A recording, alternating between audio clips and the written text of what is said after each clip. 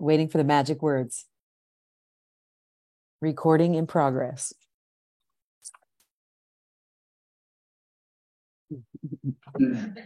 Well, hello. Greetings and welcome to the Chelsea Land Use Committee. My name is Carrie Keenan, and Jessica Chait and I are the co-chairs of this Chelsea Land Use Committee, which usually meets monthly, and this is our September meeting.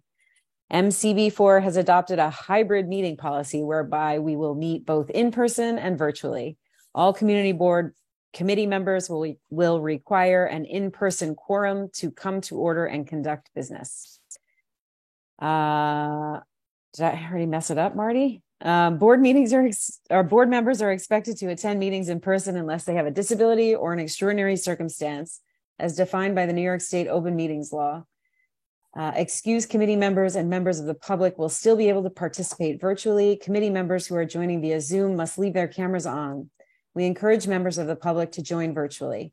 Tonight's meeting is still being recorded and is currently live streaming on YouTube. The MCB4 hybrid policy can be found on our website, as can our agenda for tonight, which is public. We encourage everyone to sign up for eBlast to get the agenda. If this is your first time at a CB4 meeting, there are some things to know about the process. First, after each presentation, the committee will ask questions to the presenter. Then members of the public can ask questions or make a comment. Subsequently, the discussion goes back to the committee. On some agenda items, committee members may next vote to make a recommendation, which usually results in a letter for the full board to vote on. If you are attending virtually and want to comment or ask a question after a presentation and after the committee has spoken, you must press the raised hand button on your screen and we will call on you to unmute. Which is usually on the bottom right. If you're calling in, use *9 to raise your hand and *6 to unmute. If anyone has any questions regarding what I just shared, please raise your hand.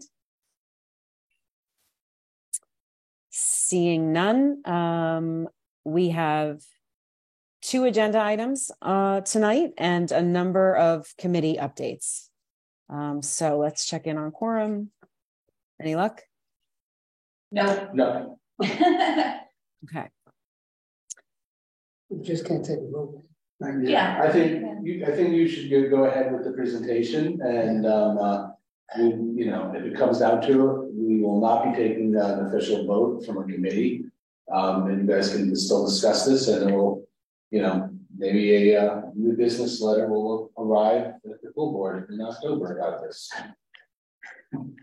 Maybe. Yeah, I mean, we can have a discussion and have a point of view. So, Yay. Thank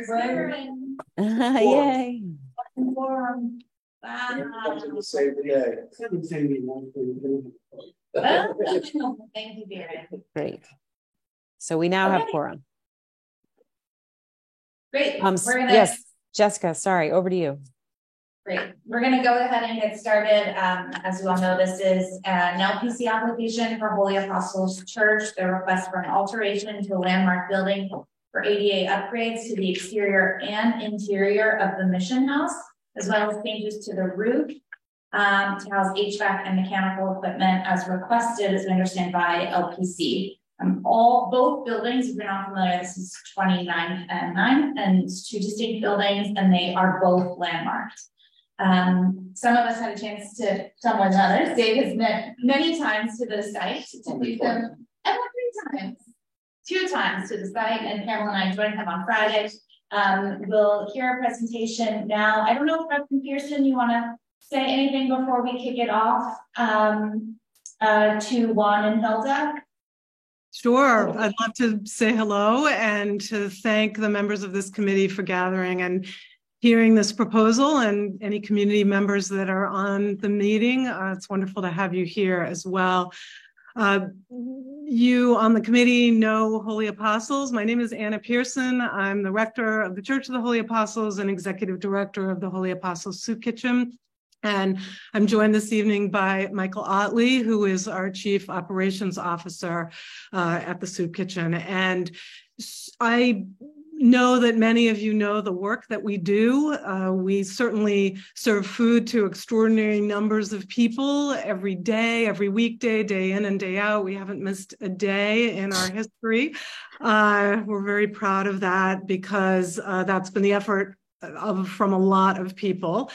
And you know our building. You know that it's a beautiful landmark space, and you know that many incredible events have happened there. It has a long, storied legacy and history. We love our building. We have been committed to caring for it throughout its history as well. Our staff is heroic, and we are committed to radical welcome in all that we do, everything all week long.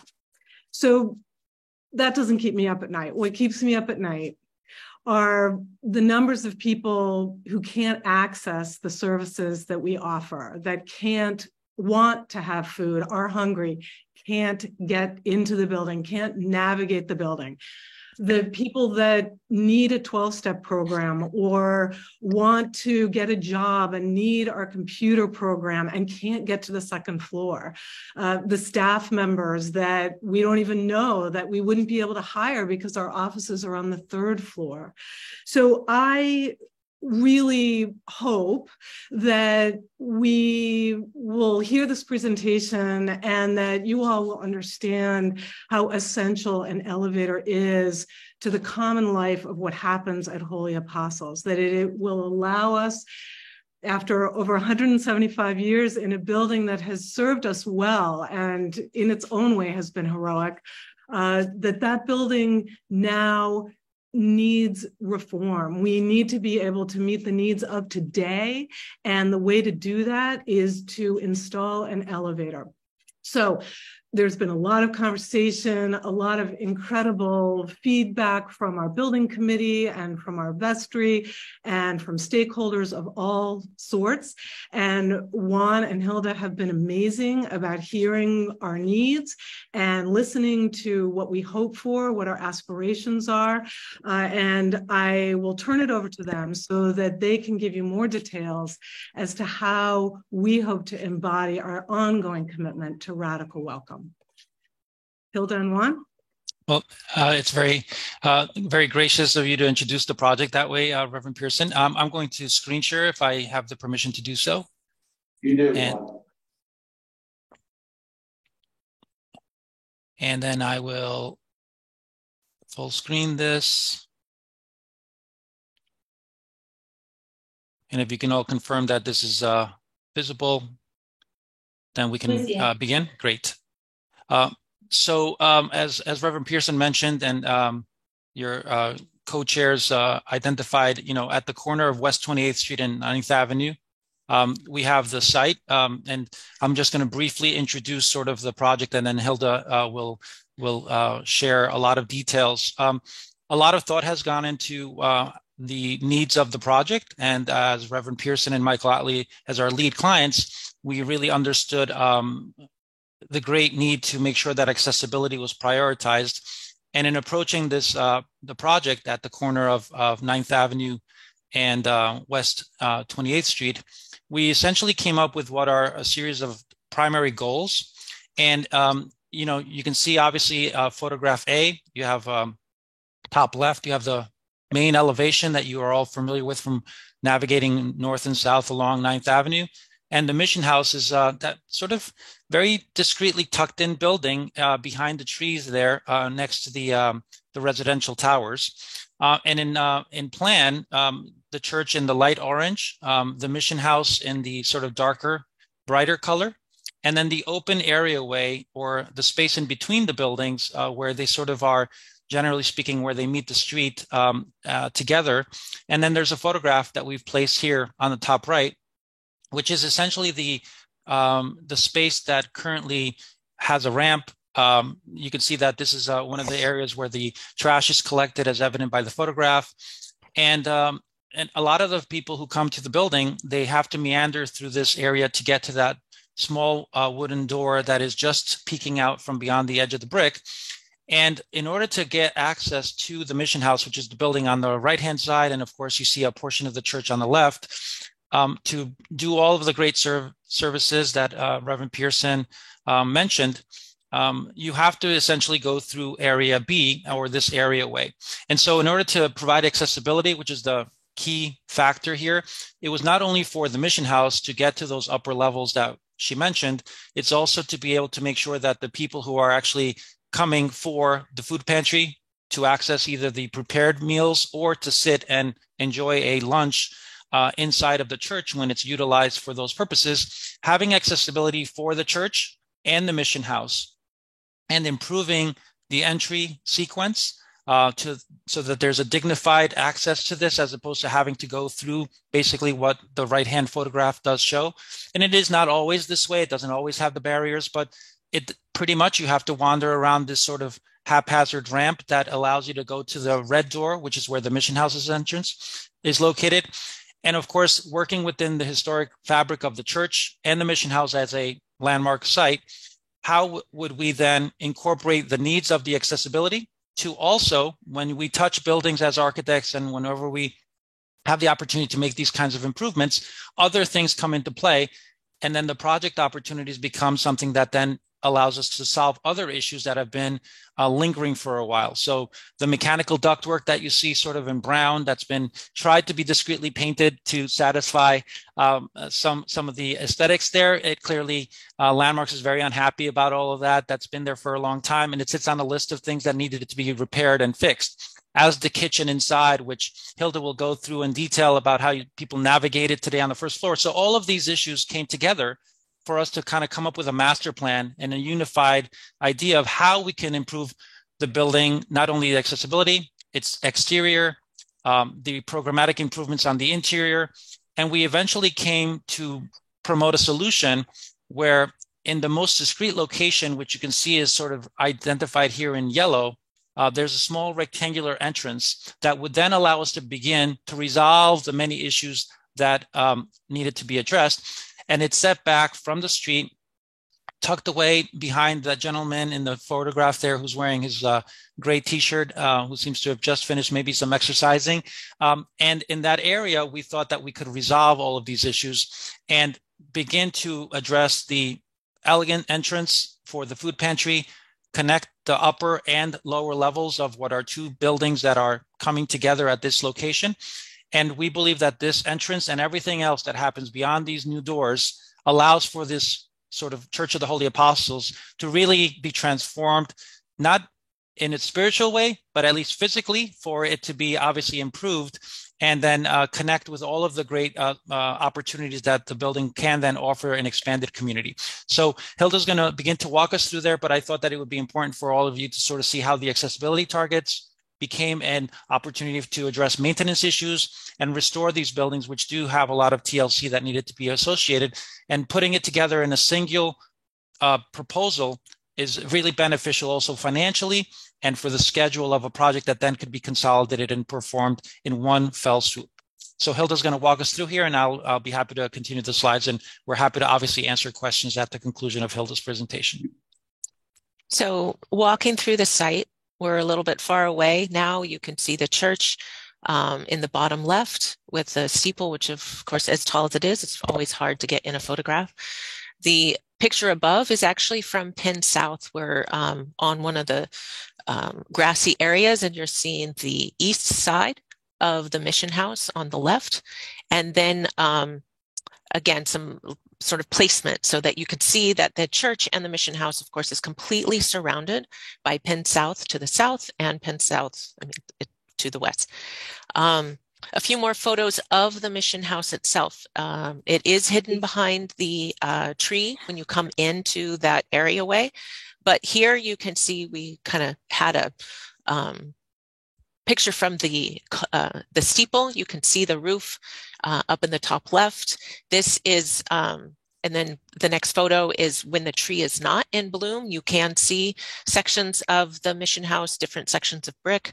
Some has stucco covered over it, all of these lovely arch windows, and the more elevations on the bottom. Here's a few more images of the mission house itself a little bit more closer up. So as you approach the mission house, the red door, you've just come up this ramp, which is very steep, and there isn't really a landing area. And the use of this kind of ramp is not just for people, but things go into the soup kitchen, things go into the food pantry. So this is one of those ramps that's used by products, people, and carts. We also have an areaway down at the bottom, as Juan had said. This is where the dumpsters are. This is something that everybody sees as they walk in, whether they're going to get their food pantry items or the soup kitchen items. And a little bit more about the HVAC and the exhaust. That's the exhaust to the kitchen, which is one of the things that we're going to address in the proposal. A few more photos of the brick masonry and some of the exterior conditions. We do have in our proposal, in our scope of work, we are doing some exterior work, which would be under staff level. But we are also, and we'll get to this later in the proposal, recommending window replacement. One of our goals is to bring this building up to the present and bring energy efficiency back to this building as well. So here's the site, a little bit larger than what Juan had shown you before. One of the important items to note is that our mission house, where the scope of the majority of the work, it's tight to our property line. We have absolutely no space to put anything outside the mission house except in a very, very specific location, which is actually the light pink areaway, which we've been talking about. The area at the cellar, that's not on Mission House property. That's actually on Penn South property. We're not allowed to build on it. We can't put anything in front of that. We can modify the concrete, which we're going to do, just so it's not in pieces anymore, but we cannot build any structures on that. And so as we move to the proposed site plan, we can show you that areaway and that vestibule that we talk about, this vestibule is this welcoming and dignified entrance, which we've brought as far back into this areaway as possible to not overwhelm the church, to bring your focus, your visible focus to the mission house. It says entry. It doesn't feel like sort of back door anymore. And we've also, as we go through it, we've realigned our ramps so that our ADA ramps and even the ramp that we will now make down to the cellar, it's straight, it doesn't make a lot of turns, and it doesn't make you pinch point through an area and unload your cart and put it onto a dolly. So as we talk about ADA accessibility, another issue is also the flow. The flow, how does food pantry not miss a day? How does a soup kitchen not miss a day? It's because every day, hundreds and hundreds of pounds of food comes in from the sidewalk into the both the church and into the soup kitchen in the mission house. But what we have is we've got this ramp and we've got the cellar stairs, but on the ramp on the left, this is where they block it off because visually you kind of want to go up that, but that's not where you're supposed to go. So it's a little unclear. Where you have to go is you have to go around that ramp. You could see the people lined up in the back photograph. You could see the hand cart. You could see that it's not a lot of space. It's a pinch point. And the church, which is on a little above grade, it's 11 inches above grade, and the mission house, which is 26 inches above grade, they have to share this exact same space. So for us, the exterior flow issues is how can we address this flow of people and products? How can we address the dangerous conditions, well, the deteriorated stairs conditions down into the cellar and some of the large steps that we have to get over. So these are the exterior flow issues. For interior flow issues, we have, again, that narrow pinch point of trying to get back. It's you don't see it when you come. You have to sort of be led around. It is very much a back door, and that's for the soup kitchen. And that's for the food pantry to get into the church. And again, this serves if your wheelchair can fit through the 32 inches. This serves as the accessible entrance. It's not ADA compliant to get into the church. What also we have is the current configuration of the kitchen within the mission house means that your pathway through the mission house, as you see the purple line, you come all the way through. This is where both food is being prepared, cooked, and picked up, and then it's brought into the church. A lot of the constriction of flow means that that's the process that has to be followed. And it's confusing, it's hard on the volunteers, and at times walking down a set of steps with your tray full of foods, there's a lot of things we'd like to improve. And so now the proposed improvements, how we can go from the sidewalk straight through visible physical access from the sidewalk through to the interior of the church, which will be the soup kitchen, the food pantry users, and the church users. We also want to make sure that that's visible, that's physical and visible. And that's part of the reason for the vestibule as well. And the vestibule is the yellow, which has been, and we'll get to it a little bit further pages, but it connects these two entrances. It makes a connection between these two functions, but it also shows separate paths. The green line has the ADA ramp up to the mission house. It is accommodating. It will accommodate carts. It will accommodate people. And that will bring you directly into the mission house, because it's not just the elevator, it's getting up those 26 inches to the mission house that is really a big problem to solve in this outside area. And then the blue line is our revised and improved cellar access. We show it going this way, but remember there's so much prep work and so many other things that even if the elevator is used to bring the food in, trash and compost would be used through the cellar rather than through the elevator on the way out. And this is more of a narrative with bullet points that basically lists the improvements at the exterior and at the interior, along with a few more photographs of some of these issues that we're addressing. So the vestibule.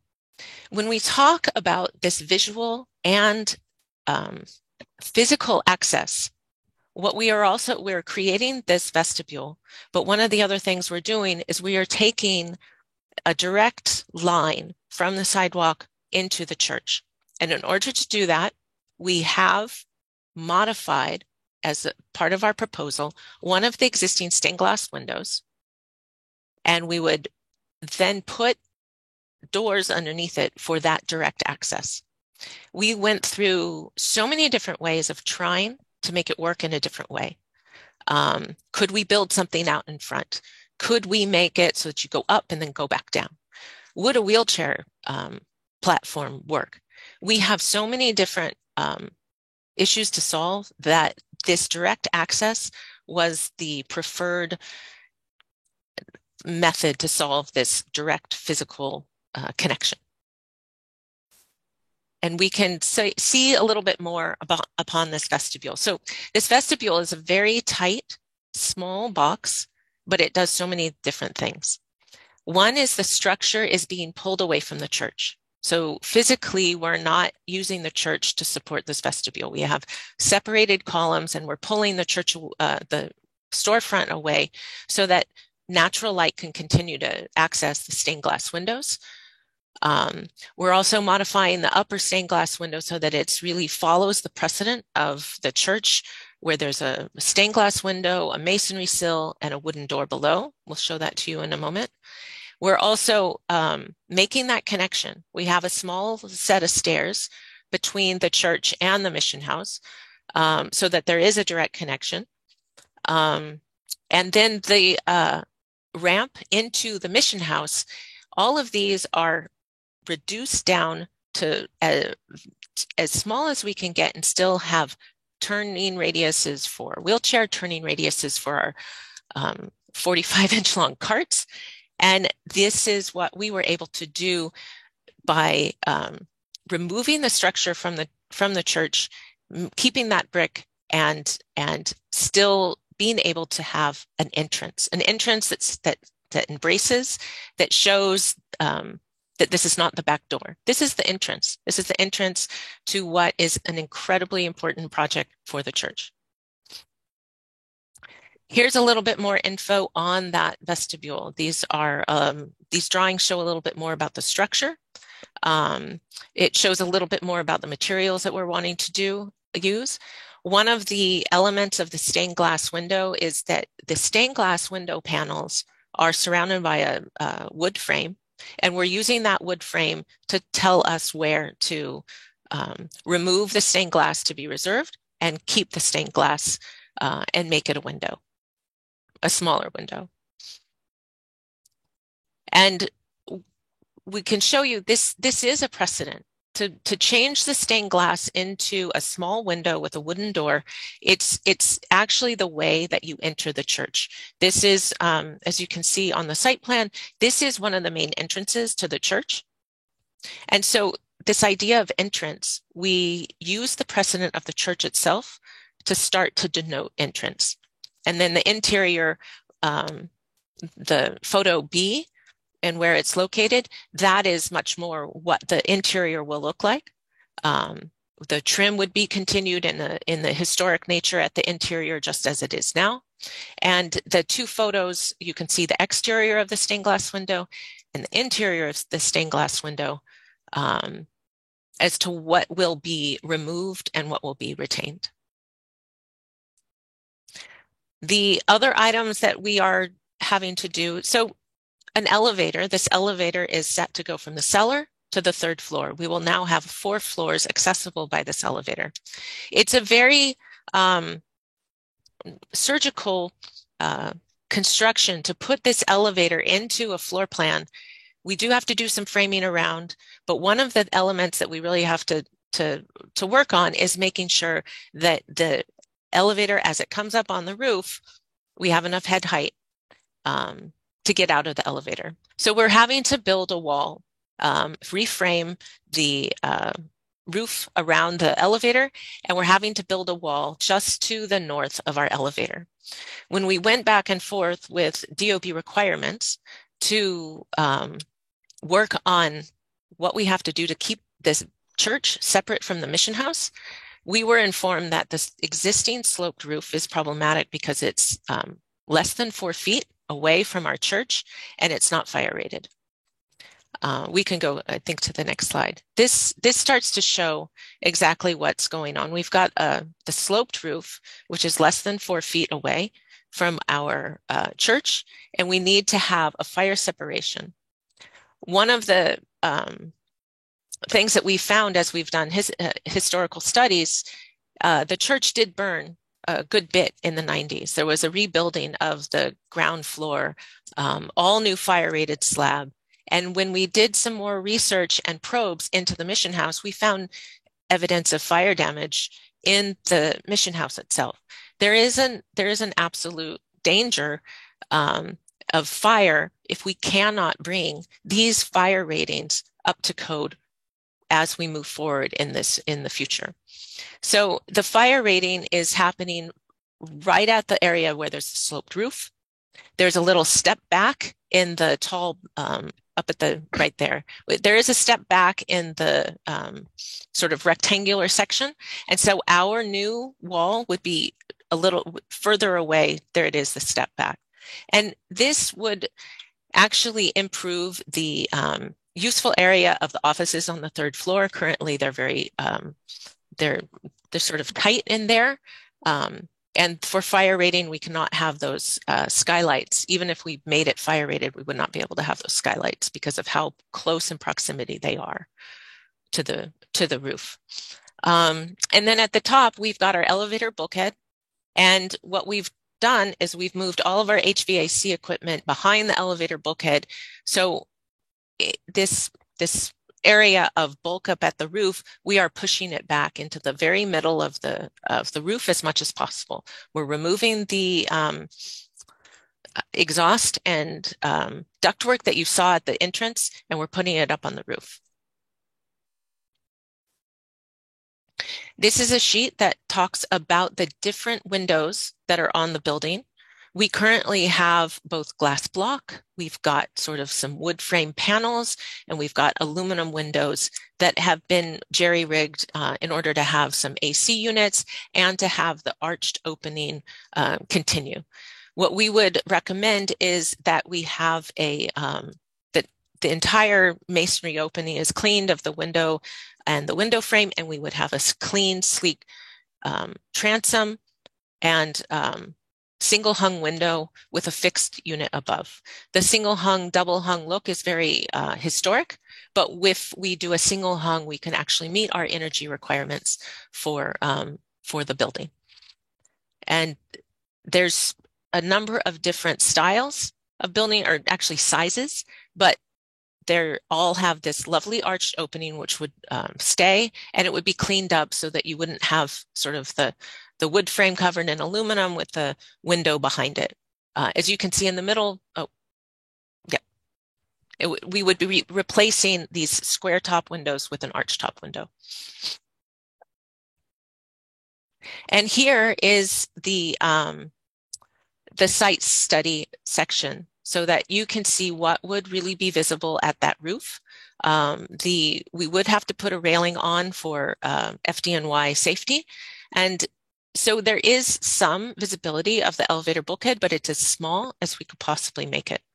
And the HVAC is then hidden further behind that elevator bulkhead. And that HVAC, that exhaust, that would be coming out as part of our scope. And so we do have interior reorganization that's going on. These are just the interior. This is the cellar. The new elevator, as you can see, is located not straight at the front. We pulled it into the building so that visibility would be less from the street, but it's accessible by all floors. And the elevator again. And the reorganization of the kitchen, this would be, the elevator's location would be directly inside the kitchen. So we are reorganizing the kitchen, we're making it function much better, and we're putting all of that exhaust within an interior shaft that goes up to the roof. And again, the elevator, yes. That's it. Happy to go back to any slides, but that completes our presentation. So we're happy to now address any questions or comments. And since I am flipping through the slides, happy to go back to any slide that you see fit. Great, thank you, Juan and Hilda and Reverend Pearson for your comments, and Michael also for joining us tonight. As we mentioned, some of us have been to the building, actually we've all considered a proposal from them or a recommendation to LPC just back in March when they came before us for new lighting at the facility. So some of these picture debate might be like, wait, why do I know this? And so it's from that. I think, we're definitely want to hear from folks. I have a few questions myself, but want to also just frame and say, like, I think in the discussions that I know Carrie and I have had, we feel like this is a really challenging space. They've done so much incredible work.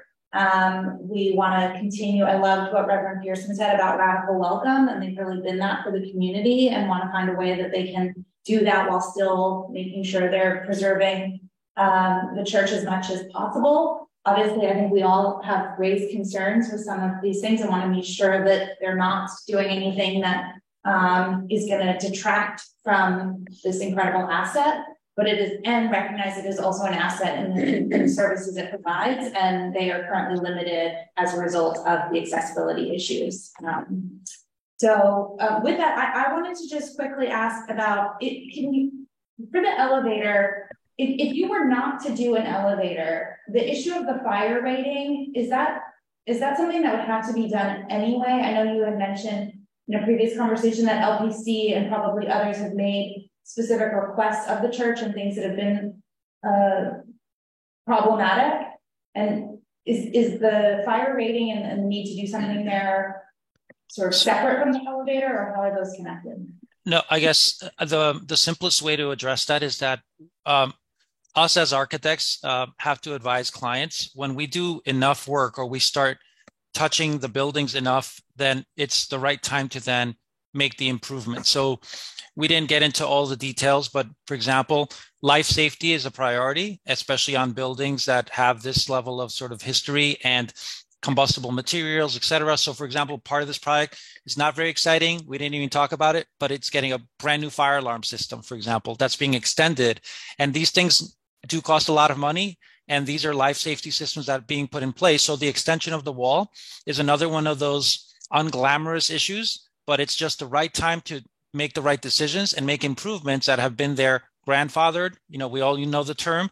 And we're touching the building enough that not just extending the wall for the elevator, that's why Hilda mentioned, and we decided that it's better to just build the wall properly for the extra 60% of that wall. We were going to do about 30 or 40% of it. And so this does provide the proper fire rating separation between the structures. And so that's why it's being proposed as part of the project. Okay, thank you. There may be other questions on that, but just to move on, I know there's been discussion about the securing of the pieces of stained glass that are going to be removed. And I was hoping, I'm sure this committee is very interested in that. And if we could just speak to what at least the initial intention is around that. And what might happen to that stained glass. Got it, Hilda. I just put the slide there for you. So the and we can have Reverend Pearson also chime in, but the building committee is doing an exploratory location find so that these panels would be on display within the vestry. Each of these stained glass panels do tell a story, and so they are in the process of finding a location for that. And we would request that the contractors very carefully remove them as part of our initial salvaging process, which is what we would recommend for any kinds of historic elements that are going to be touched as part of the project. And I would just add, our building committee is absolutely committed to these windows. Many of them were here during the fire in the 90s, so they know not just how precious they are historically, but also in terms of their connection to the congregation and the community. So that is a high priority for the building committee as they continue on with this project.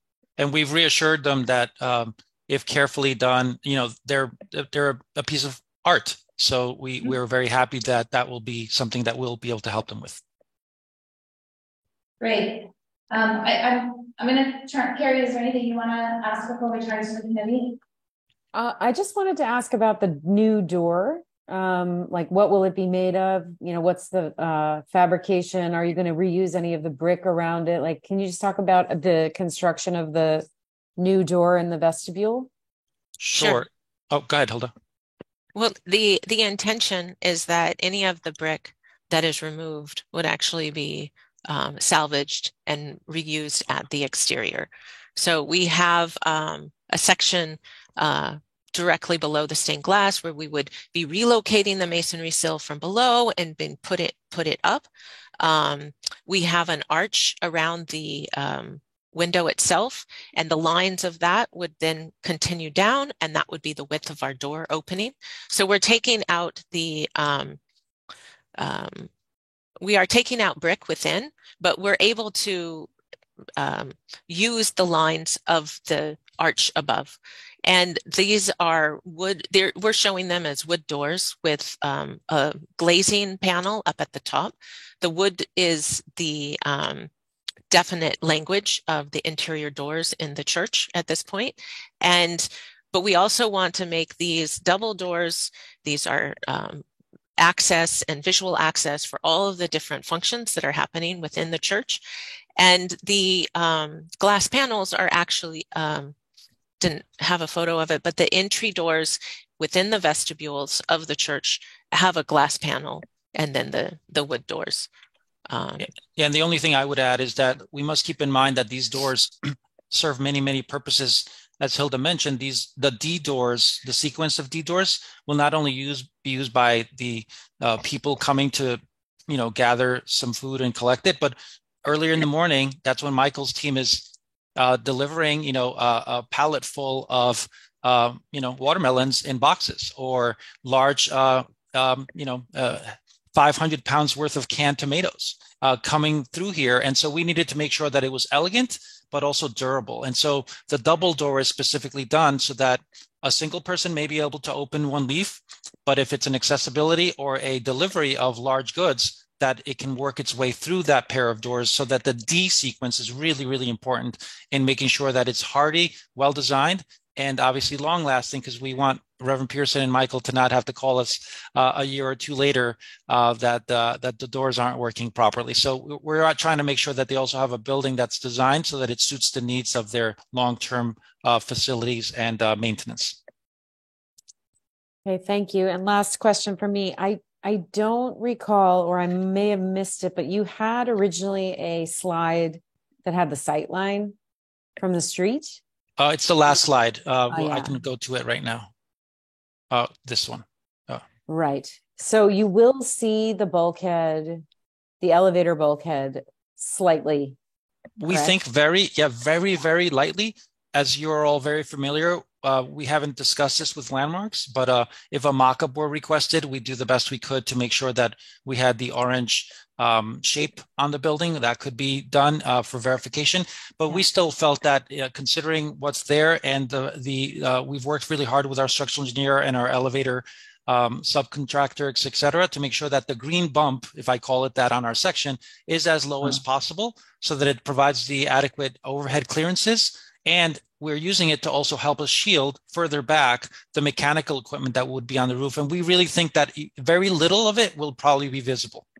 And then with what's visible now, this shaft, do you think it will be more visible or much less? About the same? No. Yes, okay, yes. Great. The unsightly ductwork that's there in brown and white, I can promise you that we are going to be much less noticeable than that.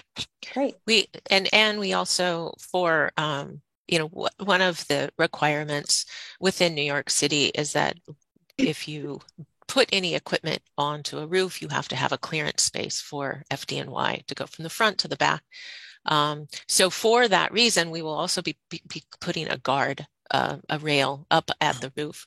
As you can see in the photo below, there's a cast iron or a wrought iron fence that is sort of the language we would be using of the pickets. It's what we show sort of in our axon.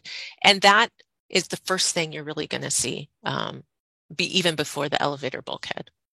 And we generally try to set them back as much as possible so that they're not right at the edge. We push them back so there's a second level of layers. I'm sorry to have interjected at the same time. No, I was just thinking it might be helpful for LPC to have a comparison of the sight line for what it is now. If this ductwork is higher and you can see it more clearly from the street than what you're proposing, it might be helpful to you to show that you're actually fixing, you're actually making it better. I would guess that if we were to sketch it here, you would just see the edge just slightly above the masonry wall. It's definitely much less visible than what's there now, which is why they're very receptive and happy that our proposal does in fact incorporate all of the ductwork for the kitchen, the commercial kitchen. It's all internalized now.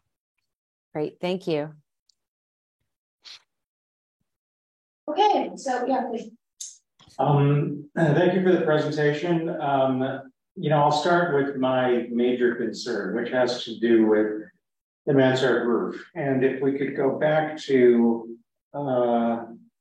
drawing 19, you see a photo of it at the upper left, and we actually stood on the platform where that photo was taken from.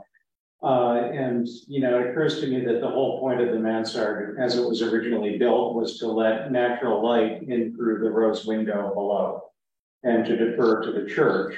It certainly wasn't built that way because it has pretensions to French Second Empire style. It's a very deliberate, practical bit of articulation that is meant to allow natural light to fall through the rose window. And if you go inside today, you can see it backlit by the natural light.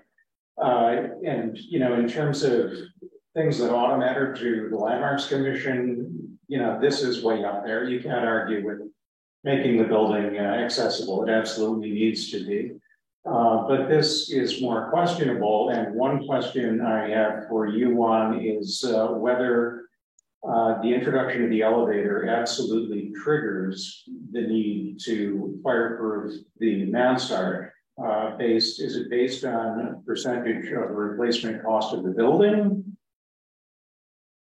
So your question is a good question, but it has a lot of complex issues that are participating into it. So there's not a singular reason. In order to get a secure certificate of occupancy for the Mission House, which is one of the goals. As I mentioned in our initial introduction, one of the goals is to bring the buildings up to the closest point of compliance with all of the legalities associated with it. And as you are probably aware, the certificate of occupancy or securing it means that one has to comply with a series of guidelines and criteria in order to meet the certificate of occupancy needs. And one of them is separating or fire separation between the mission house and the church. The copper roof does not allow us to secure a certified wall that would be a separation between the two buildings. And therefore, when we were actually going to construct or reconstruct, and my mouse is going to kind of hover over this portion of the blue wall, in order for the elevator to be reframed and to reconstruct this entire area, we were going to structurally need to put in, at the very least, supports in this entire area here in front of the elevator. And that's why when we mentioned that we advised the church, then the proper thing to do was to extend that across, which is why the blue wall was longer. And that is a way that, with the advice of the our code consultants and our sort of initial conversations about the strategy of securing a CFO, that's why that became something of a necessity. Okay, the building department will often make exceptions to its own rules, especially for landmark buildings. And there are a lot of other ways we could address the fire separation, things like a sprinkler or water curtain, or usable link shutters on the windows. Again, I think it's just a major deviation from the historic intent of the two buildings. I know they're two separate buildings, but they're on a single lot. Isn't that correct?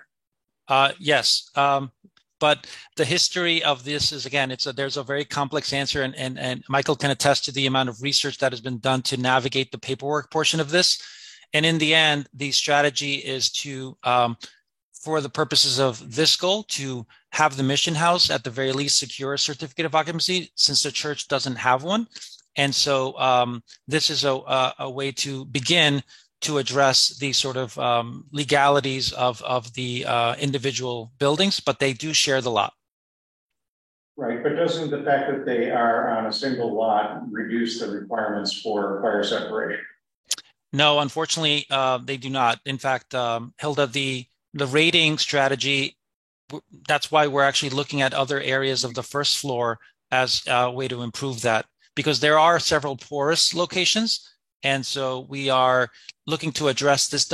This is the one floor that unfortunately was deemed the least safe because of the fact that it's the most transparent portion of it. It's where there's actually literally no masonry.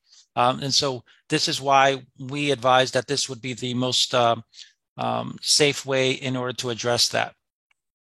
At least from the floors below, it's actually masonry. Here we have really no masonry. It's all combustible material right behind that copper. Right, and you could put fire-rated sheetrock on the inside face of the mansard to help the fire resistance, even if it didn't satisfy the letter of the code. Again, this is something that DOB might consider, given that it's a landmark building. One thing I'd really like to point out is that looking at that photo on the upper left, if you carry the wall straight up, it's really just going to about kiss the roof overhang. It looks like you're only left with inches, as you can see at the far end of the photo, where there's a tiny bit of light coming between the eave and the kind of the gutter of the mansard. I flipped over to this slide because this is obviously what you were referring to. This space here. The gutter is proud of the face of the wall, about almost 8 inches. It's a very large gutter. And the step back that we have for the rectangular area, you can see it in the photo where the skylight is, or up in the top left photo, there's a parapet wall that goes straight up. We would be behind that. We would be behind that. So as you're looking at that photo, and just as it's shown in the axon, there's a step back, which is it is deceiving in this photo. If you think it's not going up where the gutter is, it would go back behind where the masonry is in the far wall at the end of that photo. So in the axon on the number. It would still radically reduce the amount of natural light coming through the rose window and, just about virtually seal it off. That seems to me to be a real shame. And I just think there are other ways to do it. Sorry, the only thing I would say is that let's remember that the church is a triangular elevation, and therefore, as you go away from the top of the triangle, more natural light is able to wash the wall. We agree with you that if we didn't have to do this, probably we wouldn't do it. But needless to say, the goal is to sort of find the happy medium, or what navigates sort of all the legalities of this without disrupting it.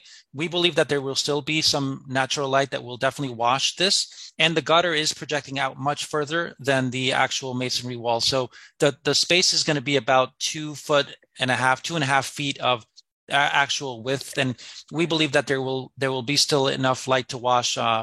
Obviously, that will make the illumination of that rose window be still evident.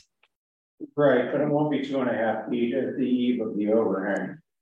It looks like it'll still be, a matter of maybe a foot at most. Probably make it very hard to just maintain the eve. And it's got to be a huge reduction in the amount of natural light. That's the reason they put the mansard there in the first place. And as I said, this doesn't have to do with accessibility. The entrance work is entirely justified by the accessibility. In this case, I just wish you'd reconsider this. And even if the Landmarks Commission doesn't agree with us, I hope that you and the church will take into account the impact of this and the possibility of other options. And having said that, I'd like to go back to the entrance area. And if we could look at the floor plan that shows the new bathroom, I think in green. Right, slide. Right. Yep. Right where the door goes into the new bathroom, there's actually a stained glass window that goes into the church that will be, I would assume, covered up by the interior finish of the bathroom. And, then there's a roof above the bathroom that the window extends beyond. From the interior, that stained glass window is going to be naturally lit from above, and then suddenly it's going to be completely in shade. And I'm very concerned about the detail where the roof actually intersects the stained glass. How do you handle that? Do you have a detail of it? I'm going to go to the slide, and then Hilda will be able to answer that here. So we don't have a detail of that location. We have similar to this. We have pulled the ADA bathroom wall away from that. If that's the one you were talking about, right? You were talking about the ADA bathroom. We have pulled it away. We have a couple of other windows, stained glass windows at the interior that are also currently covered, and we were opening those up. So we do have anticipated to remove the wall from that stained glass window to allow light in. And if we couldn't, it just, what that does allow, this location allows an ADA handicap, an accessible restroom for the church. There's no grade change. There's no wheelchair lift.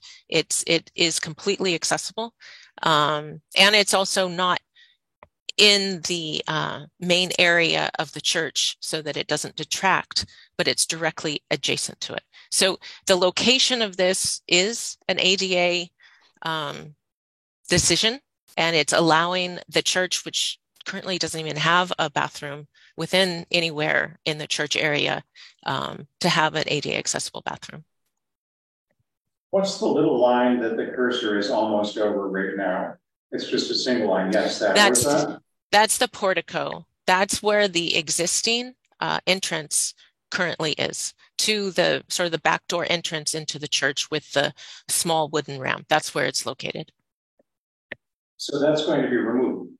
Well, we're going to discreetly make an opening so that it is subtle, that one would go through a doorway that would then lead you to that service area, so that it's off to the side in an area that's already been designated as a connection point between the sacristy here or through the mission house with this new stair. And so this area is already sort of set back in a discrete location. And we're going to make sure that there's like a nice framed wooden trim around it so that one would go through there and find the bathroom that you're referring to. Okay, can you see like the bathroom door from the sacristy? Well, the sacristy is all the way over here. It would be as far back and indirect as possible. And then when you come into this area, then you would find the handicap lift. Because today, the only restroom that anyone has to access are these bathrooms that are in these areas that are not accessible with like 20-inch doors. Can you show us the historic door and framing brickwork that would be removed to create that situation? The access to the green restroom? Yeah, where the single line is now. The single line is at this juncture right here. So this opening would be kept as it is now, and it would become the door into the vestibule, and then the restroom would be in this area. So that door that is open, swung open, is the line, or at the line that you were asking about, which is not in this plan. So I'd have to apologize to flip this, but it would be there at that line. Is there any chance you could leave the door there so that maybe reverse its swing so that, it's not so open to that kind of funny little area that's currently exterior? We could discuss that. Again, we just, we're going to leave the trim, but not the door, since we would feel that the transition would be discreet enough, but we're happy to talk to Reverend Pearson and Michael about seeing if that door does make sense. It's just that having another door for somebody to have to swing open to get to the restroom, we always try to avoid that if possible. Yeah, in most circumstances, but this is it's kind of a landmark quality interior, even if it's not landmarked. And one of the things about the sacristy is wherever you look, you only see the stained glass and the original footprint of the sacristy. You don't sort of see little service spaces that lead off from it that might be distracting. And again, I still don't understand how the roof that's going to be over the bathroom, which is now outdoor space, meets that stained glass window. It's removed from it. What's your waterproofing detail there? It's removed from it. That entire stained glass window from the top to the bottom would be in the exterior, and then we would have a drain below. So you're saying you're going to have the little narrow slot that's open to the sky for the full height of the It's pulled walls? back, yes. Yeah, it's pulled back. Do you have a section through there? We have not the one in through part the of this vestibule. presentation. Yeah, the vestibule, we do have the gesture drawing. Even if you do pull it back and it's open to the sky, how do you ever get in there? I mean, doesn't it fill up with leaves, or what if you need to service the wall? This whole area just seems like it's not worked out in its details. I think if you really wanted to put a roof in that went up against the wall, you'd have to do what you're doing at this double door entrance, which is to kind of sever the stained glass window. Yeah, the bottom section of those stained glass are actually awnings. They operate. And so that was part of the depth of how far away the wall was going to be so that it could be opened up and allowed to cleaned out. And we are respecting the geometry of the window when we meet that surface. And the goal was to make sure that that volume was as small as possible. We're always trying to make sure that all of this is as small as possible. And we will detail it so that it's respecting the stained glass. And there are other stained glass windows, and we would help artificially illuminate it as part of the proposal. Yeah, I mean, we're talking about the existing exterior of a individual landmark. I think you need to have that worked out before going to the commission. Okay, thank you, Dave. Let's move on, Pamela.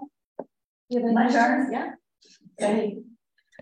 First, I want to thank Michael for his patience and generosity with his time for this little band and our tour. It was going to be brief, and I kept asking him to see more stuff.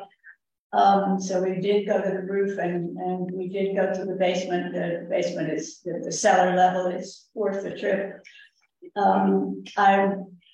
Having seen the mansard roof up close and personal, and having discovered from Michael that the mission house was built after the church, not before.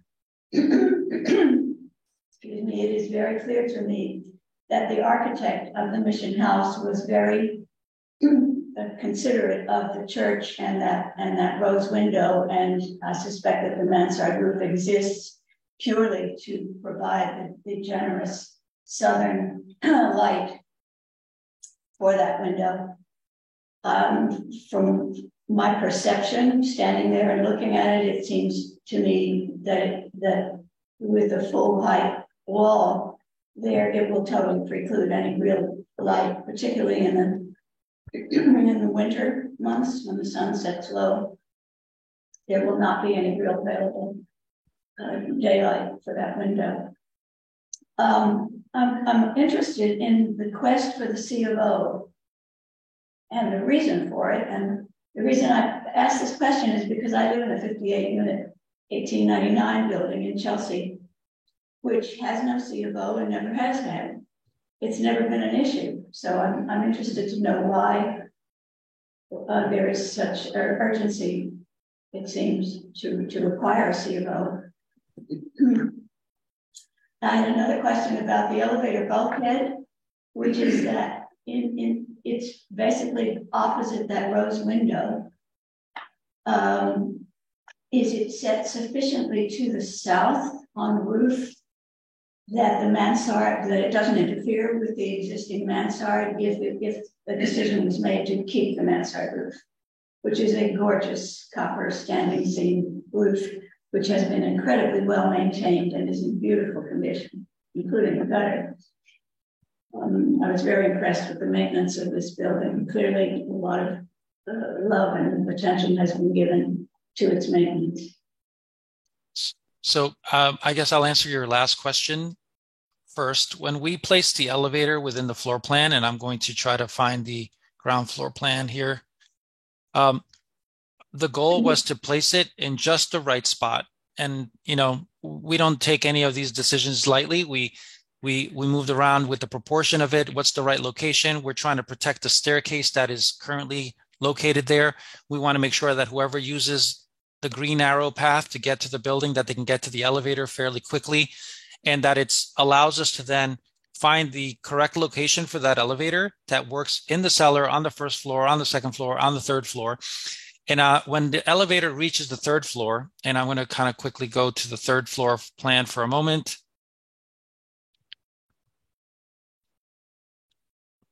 The elevator arrives on the third floor, and if we don't rebuild that portion of the mansard, we wouldn't be able to stand vertically without hitting our head when we exit the elevator. So the mansard's angle, in fact, needs to be modified within the hatched area of this plan, as we mentioned earlier. And then since we had to do it for this distance in order to be able to actually walk along here, which is why the church has been forced to have a central corridor on the third floor. And in fact, it was sort of replicated all the way down. And the elevator, our goal is to place it as close to the center of the rectangle as possible. And I mean the rectangle, the long dimension is not the key, the key is the width, so that the tower doesn't then project out past the roof lines. And the closer we stay to the exterior bricks, the more visible it is and the more invasive it is. And then, of course, where's the door to that elevator? So I can tell you that from our professional experience, we really worked hard to make sure that the elevator was in the just right location. And that forced us to reconstruct that mansard roof for at least that portion of the sort of first 20 or so feet in order to properly support that elevator shaft. And that's how then we intrinsically said, well, in order for the fire separation, these decisions all sort of come one after the other as the development of the project. And so the hatched area really had to happen. Okay, so looking at this from the bird's eye view, it looks as though the rose window is to the east of that shaft, right? That's where the rose window is. So you could accomplish what you need to do in order to structurally for the elevator and the garbage chute thing, and still leave the mansard roof that section of it that is opposite the rose window and the rest of the way going east. You would have to interrupt it only to the end of the hatch part, right? Yes, you're correct.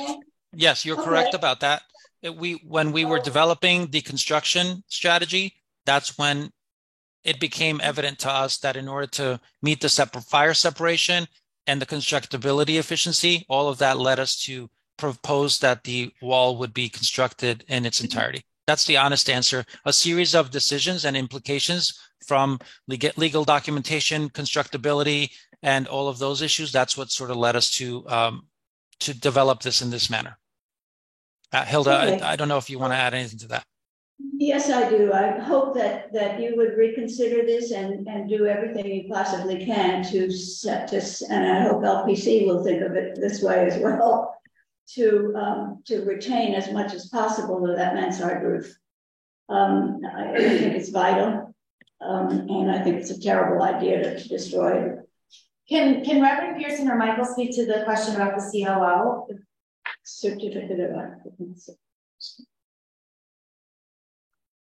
So I think I will put my toes into the C of O conversation.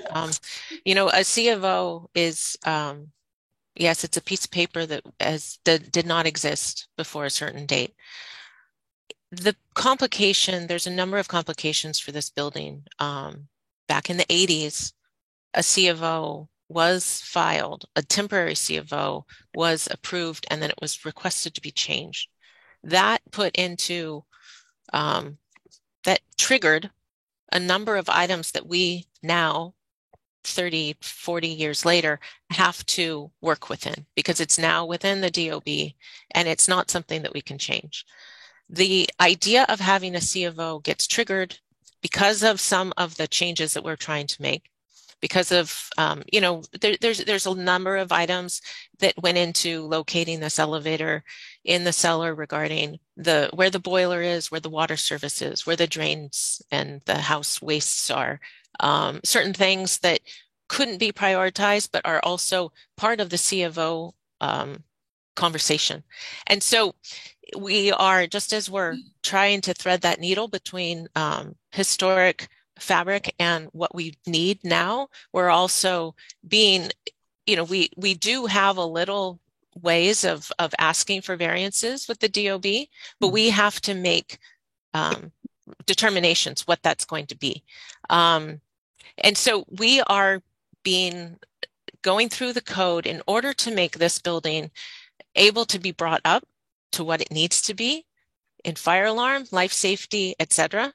There are code requirements that were put into place many, many years after this was built, but we have to use code that accommodates that. So when we talk about buildings that don't have a C of O, if you've never touched that water, you're kind of clean. But there's been work done in the past that has complicated the history of this building, and part of what we're doing, not just upgrading the building so that it's ADA compliant, making sure that the life safety is there, making sure flow works, making sure it works, is also that they can be clean of all of this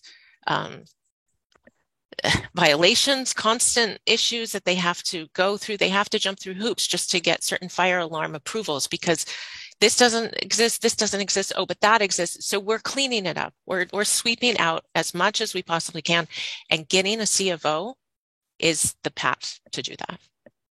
Thank you, Hilda. I'm just acknowledging the time at 7:40, but if people have questions, we want to hear from you. So I'm just going to kind of look around the room for your questions. Yeah, one question.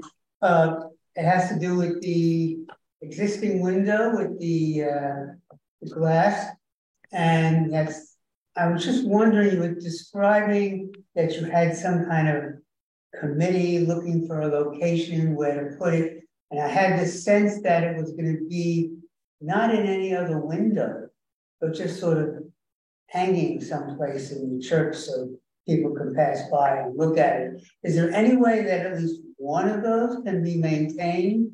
And because I know you're going to have something there that has glass in it, at least one of them being maintained in its existing position? Yes. So the top square and the transom will stay exactly where they are, which is why we've identified that the two below inside of the red rectangle on the slide, those are the two that would be removed and replaced. Only two. That's correct. The top portion of this, whatever you see above the red dashed line, is staying exactly there. In fact, if I would, sir, just go back to here, that's why you see it exactly where it is today. And we are doing everything we can, and we will request that these be protected and will stay there. They may need to be removed during construction and replaced exactly where they are. So like obviously there's a lot of things that we will do our care for, but the other two panels may be displayed inside of the church as you implied, and that's what the vestry is helping us with. Okay, because it was unclear from that photo there that it was being retained, the top line. Thank you. Okay, yeah. No. Yeah, Paul? Yeah, I have a couple of questions, thanks. And just for full disclosure, I want to let everybody know I'm grateful that I serve on the Holy Apostle Soup Kitchen Advisory Council. So we're community members who give them some sort of long-range goals and visions for this project. I have not seen this particular plan schematic until it was circulated to all of us, so I'm glad to see that this is moving forward. I have a couple of questions in terms of accessibility and ADA compliance for both the sanctuary and the mission building. Hilda, I think you said that right now you're currently not ADA compliant for either building. Is that correct? That's correct. And LPC does have guidelines on how to bring landmark buildings up into compliance. And did you say you have met with them, or you have not met with them yet? We have met with them. We even have a date for our hearing because they've looked through this with comments about what they'd like to see, et cetera. And so our presentation actually reflects our feedback from LPC. Great. So they're giving positive recommendations so far based on what we're seeing today. Okay, thanks. Okay. And then to follow up on the discussion about the mansard roof, you were talking about how the current gutter is very close to the road, we're calling it the rose window, and that the completely vertical roof would be set back some. Do you know the difference of the distance between the mansard roof and the rose window and the proposed vertical roof and the rose window? What kind of space is there existing today, and what kind of space would be left if the roof was completely vertical? So it would be probably, we haven't measured. I'd have to give you an exact, I haven't taken that measurement. Sorry, I will. I think it would be a little under 3 feet. Correct. And our estimate is based on the fact that the masonry wall of the rose window is not something we can actually access, but we can see it from the windows that are sealed on the mission house. And we're currently showing a 2'3" dimension. It's very small, but it's what's dimensioning there. But that's to the actual roof eave plus the distance of the overhang to the masonry wall, which is why we're estimating it to be about 3 feet. But the question is, the mansard roof currently is, if that's 3 feet away, if the new vertical wall is 3 feet away, the current existing top of the mansard roof is what, 4 feet away, 5 feet away? Oh, that. How much difference is there that we're making by making the roof be completely fireproof for the protection of the sanctuary? It in that line, yeah, it's pretty tight in there. It's a very steep roof. So I don't think it's more than 4.5 feet, but I don't have that measurement on there.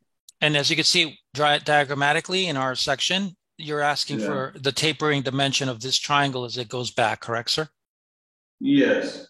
Yeah. So the rose window stops somewhere around where my hand is here.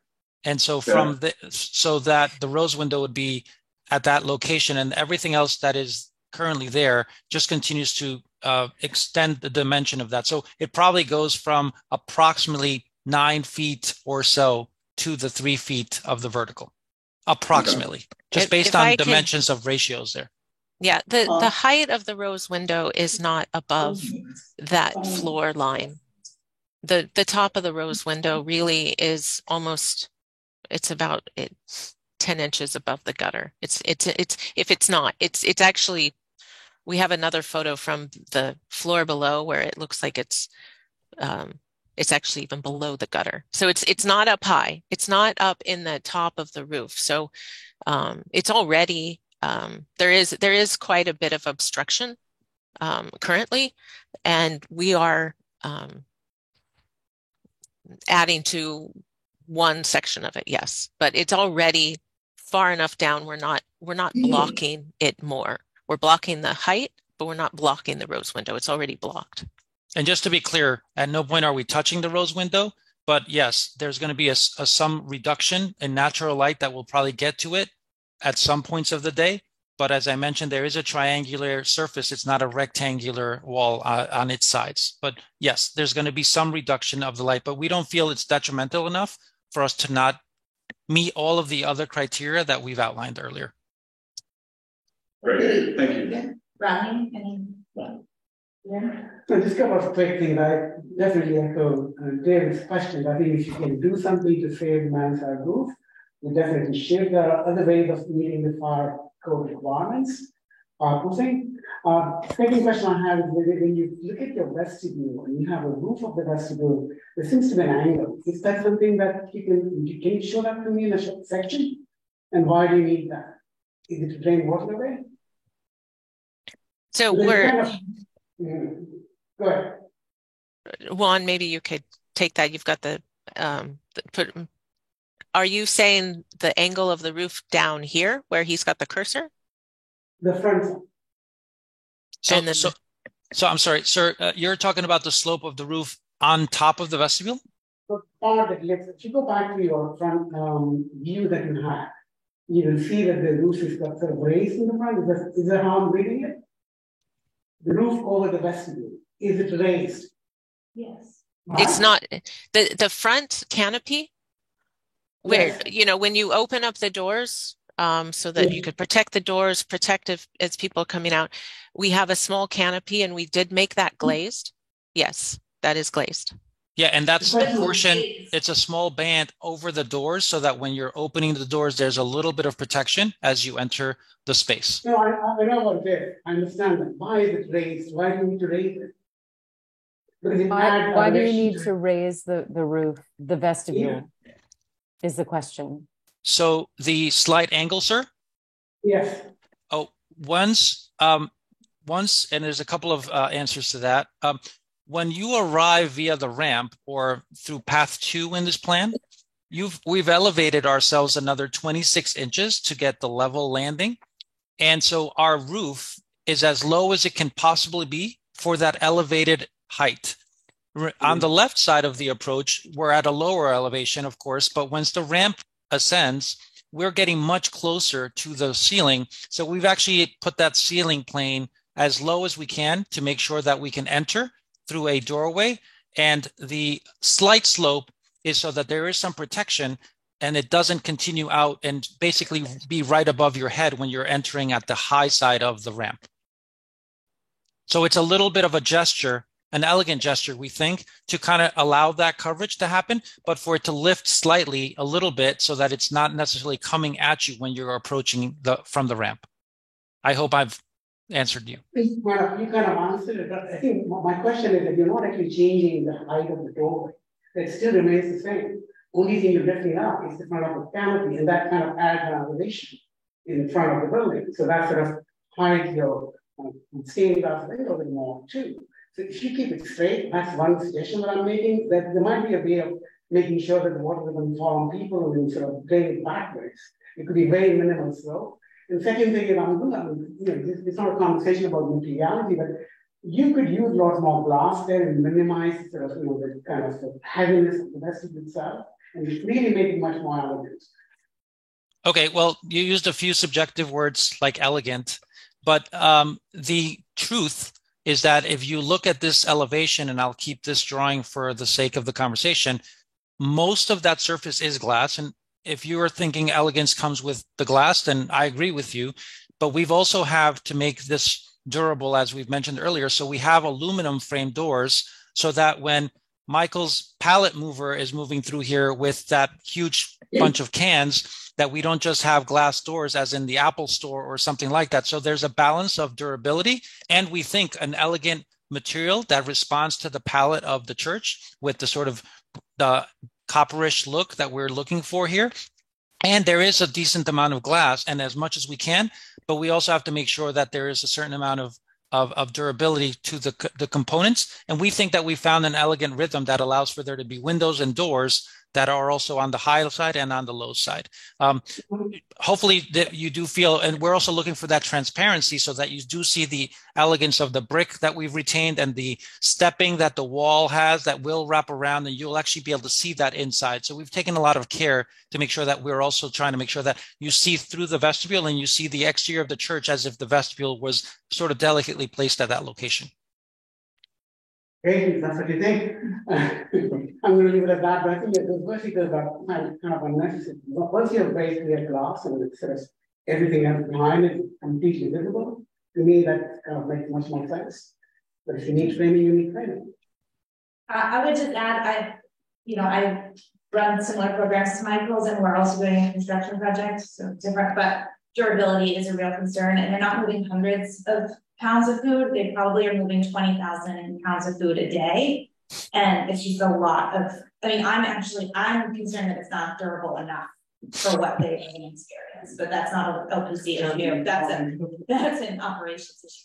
Our warehouse breaks all the time. Gregory? Just to go back for a second to the C of O question and response. Is there something the church can or can't do now because it doesn't have the C of O? That's a really complicated question. As Hilda attempted to sort of provide you with, it's not that they can't or can't do, it's just that every time they try to do something, there's something else pointing in the machine of bureaucracy of agencies that says, oh, you can't do this because you don't have that. And Michael and Reverend Pearson, I don't know if you want to speak to it from your layperson, sort of as operators of the building, that finding yourselves at actually being able to say that you've complied with all of the criteria, you have an elevator, you have an accessible building, you have a C of O, you have a fire alarm system, you have a piece of paper that proves that everything is up to snuff, has been a real level of stress over the years, as far as we understand. And that's why we're trying to help you provide a cleanup, as Hilda mentioned. And if I may add, this is Michael, if I may add, some of it is tied to funding. Some funding is contingent upon us obtaining the certificate of occupancy. So that's another big reason why we need to get there.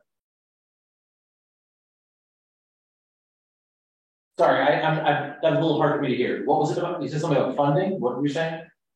Some of it is tied to funding. So in order for us to attain some funding or get reimbursed for some of the project costs, it is tied to us obtaining a certificate of occupancy. Gotcha. Okay. As someone who's run organizations, I understand the need for the C of O, the complications related to bureaucracy. I appreciate you flagging the funding issue. Are you being fined at all for the absence of the C of O? Not to this point. Thank you. Yeah, I think we're going to move online. I think Marty had his hand up, and then Betty. And we have Betty. Oh, Betty. Okay. Betty, go ahead.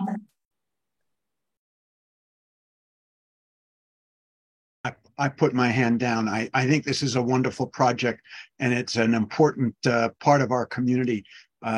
We have previously approved projects that are on landmark buildings that extend the roof, et cetera, et cetera. So that's all I want to say. Thank you. Thank you, Marty. Betty, go ahead. Oh. Betty, can you hear us?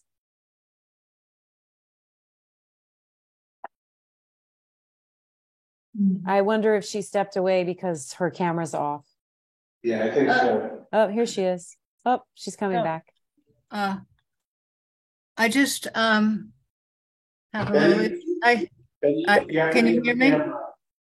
We can hear you, but you need to turn your camera on. Okay. Thank you. I'm going to be really, really quick. I have a situation here with Rich, so I can't really talk very long because he fell down. So I just want to say that I'm really supportive of all the accessible improvements you're making, because he uses a rollator or sometimes a wheelchair. So I'm a little confused about the front. The picture that has the wheelchair in it and the picture of the front door and the steps of the total front door. But I can't really spend very much time on this dialogue because I have to go back to Rich. So I'm going to just leave it at that, and maybe I'll have a side conversation with somebody. I just needed to clarify some of the accessible solutions, but I can't talk about it right now. So, but I just love that you're fixing it up and making it easier, because we go to the concerts at the church, and it's been rather awkward having to go by the garbage area and everything. So, so anyway, I got to run, and thank you very much. Thank you, Betty. Thanks, Betty. Hope everything's okay.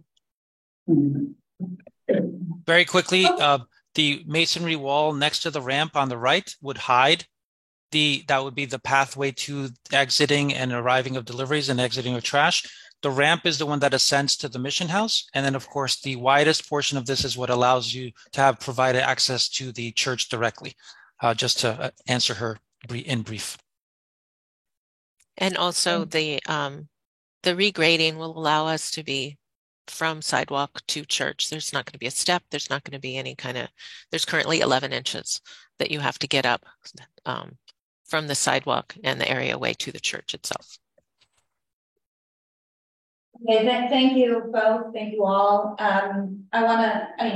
Just to summarize what I'm hearing is support for this project from the perspective of ADA compliance, while also raising concerns around the preservation both of light to the windows, the rose window in particular, and also a concern for the preservation of part or as much as possible of the mansard roof, while still, I believe, expressing concern for the importance of fire rating.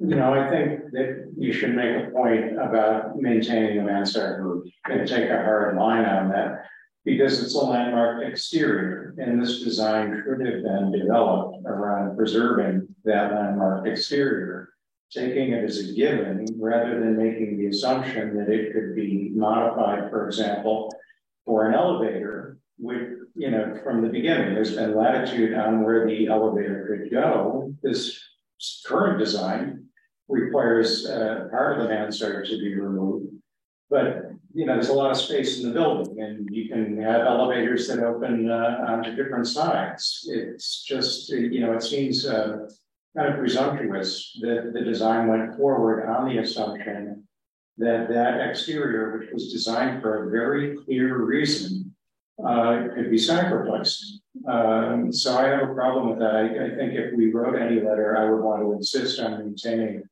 the mansard. And, you know, there are lots of ways that it can be made more fireproof. And I'm also very concerned that a lot of details just aren't worked out, like the way that bathroom wall and the roof of the bathroom meet the stained glass window. Those are details that the church should be concerned about having. Probably some interior elevations would be called for where that door is being removed. And, you know, the panel that's to the right, when you look at image 815, if we go back to that rendering. We really need to bring this discussion to a close. So I would just say that I still think we're saying that there's approval with concerns or conditions about these elements that we should specify, but can also be detailed. You know, I don't think I can say approval given that the drawings show the complete removal. I'm not sure that's what we heard, so we can discuss that. Carrie had her hand up, but do you want to go to the drawings? That's essential for your. Well, if we just go to 815 for an example. While that's getting pulled up, I can ask my quick question, which is Pamela suggested that there's a splitting the difference between, you know, having the elevator where it is and then trying to maintain the rest of the mansard roof. Like, David, is that something that you would be able to support? No, because as I said, I think it was presumptuous to put the elevator where it is and design it as it is in such a way that you would have to alter the exterior of a landmark building when the elevator could have gone anywhere. Yeah, certainly it's in an optimal kind of location, but as I said, you could even have a door that opens to the side. It costs a little more money, but what you're doing is you're prioritizing the expedience of your design over a light exterior. And I think that's inappropriate and we shouldn't support it. I don't. I'm sorry. You're speaking on behalf of your judgment. Yes. I'm not sure I heard that exactly. And I'm not sure that I could agree with. I don't know that the elevator could have gone anywhere. Yeah, there may be two alternatives, but I don't know if it could go anywhere. Because I think they probably came to the conclusion for engineering reasons, for reasons of internal, where the elevator would be, what the operation of the facilities would be, with where the elevator is now. I think they made that very clear in the presentation, that they investigated a number of different options and that this was the most viable option to provide them access to the third floor. And that they said in the presentation that the management group could go 40% distance with the elevator, and then they decided to extend it the remaining 60%, which is the split that Pamela was talking about. And so to say that it can go anywhere is really an inaccurate statement, knowing what they had presented to us today in terms of what they investigated. They talked about the boilers in the basement, they talked about the water in the basement. The presentation itself said that there were many options investigated, and to say declaratively that's your opinion, David, and you're welcome to say that, but please don't infer that that's the opinion that you've heard today. I would just add that what I heard was the reason the elevator is where it is really about the basement and food access from the basement to the first floor. If I'm not mistaken, that is how the food is going to get, that is for the pallets of food to be brought up, which I think is really important here. Can we go back to the top time? Can you I'm sorry. What would you like to see? I'm sorry, the roof plan? Top floor plan. The third floor is on the bottom and the second floor is on top in the right-hand side in the proposed plans. We're not seeing your screen. Yeah, share screen again. Oh, I apologize. Sorry about that. The roof is also part of the fireproofing. That needs to be continued. That part of the conversation needs to be continued too. So as I mentioned, the third floor is on the bottom. I know it's small, and the second floor is on the top on this plan. Right-hand side proposal, left side existing. I mean, is there any way you could introduce a door to the elevator that goes off to the right? I know you've got a vertical shaft there, but perhaps you could flip the elevator in the shaft, have a little section of corridor so that the door opens. That's our egress. Our stair is our egress, and we weren't changing our egress, so we still have to maintain a clear path to our egress. Yeah, I mean, honestly, and I heard some of the committee members, this is the most appropriate location for this elevator to fit inside of the rectangle of the mission house. If we shifted it in access either left drawing, top drawing, bottom drawing, we're starting to also see it much more from the street. So there's a happy medium of us being in the center of the rectangle. And I know that you're an architect, sir, and I don't mean this in any disrespectful way, but if we start shifting the elevator towards the perimeter walls, we start to have to undermine foundation walls and all sorts of things when we float ourselves closer to the perimeter walls of the rectangle, which is why we try to find the middle of the center of the mass of the building, because these buildings also have very steep, unorthodox foundations. They're not just concrete foundations with footings like a new building today. And then we really are going to start to spend all of the money underground on this project instead of fixing what happens above ground. And so this really is technically the most correct location for the elevator that suits the building on a floor by floor basis and addresses all the technical concerns. As far as the mansard roof, we really can't have the door on any other side. On the left is an existing staircase. On the top is where we're trying to have circulation work. And if we start flipping or moving all these things, it's a very small building. And we could put the doors in other locations, and then all of a sudden we're going to tell them that they're losing 25% more of their usable space because we have all sorts of little corridors folding around corners, et cetera, to get the door to another location. So we sternly believe this is the most appropriate location for the elevator. I do understand your concerns about the mansard roof. I do understand that. I comprehend that, but this is the best location for this building renovation. Juan, I have a question, if I may. From just looking at the drawing, it appears that the shaft is slightly to the north of the center. You keep referring to it as being in the center of the rectangle. It seems to me that it's cheating a little bit to the north. You're correct. You're correct. Yeah. And the reason why is that we want to be able to have a 5-foot wide corridor in front of the elevator so we can turn pallets in and out of it, so that the yellow area above the elevator is slightly cheating. You're correct. But it also allows them to have a usable space on the other side, which is a kitchen, a meeting room, and offices on each of the respective floors. And in the cellar, that happens to be where we have our mechanical equipment. And so we did make that corridor, or the yellow portion, as small as possible so somebody can make a 90-degree turn comfortably, stepping off the elevator in a wheelchair and making either a left or a right as they exit the elevator or enter it on the ground floor. So yes, it's cheating that way. I use the term center loosely, but that's the general goal.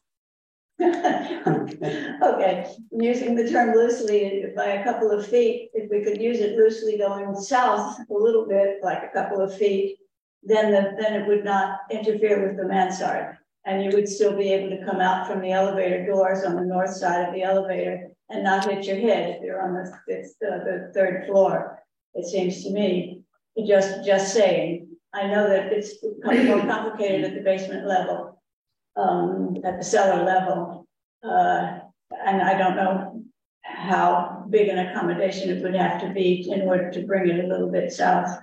Not much, just enough so that at the third floor it would work with the mansard.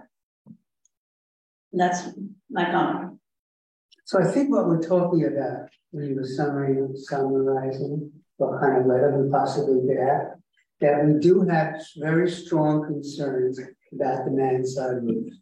Okay, and we want it to be preserved as best as possible, and that may be, I'm not an architect, I'm not an engineer, but maybe preserve 60% of the mansard and 40% by the elevator. No, make it that, whatever you call it, a rec, north, south, or whatever, up, down, and the rest of it, mansard.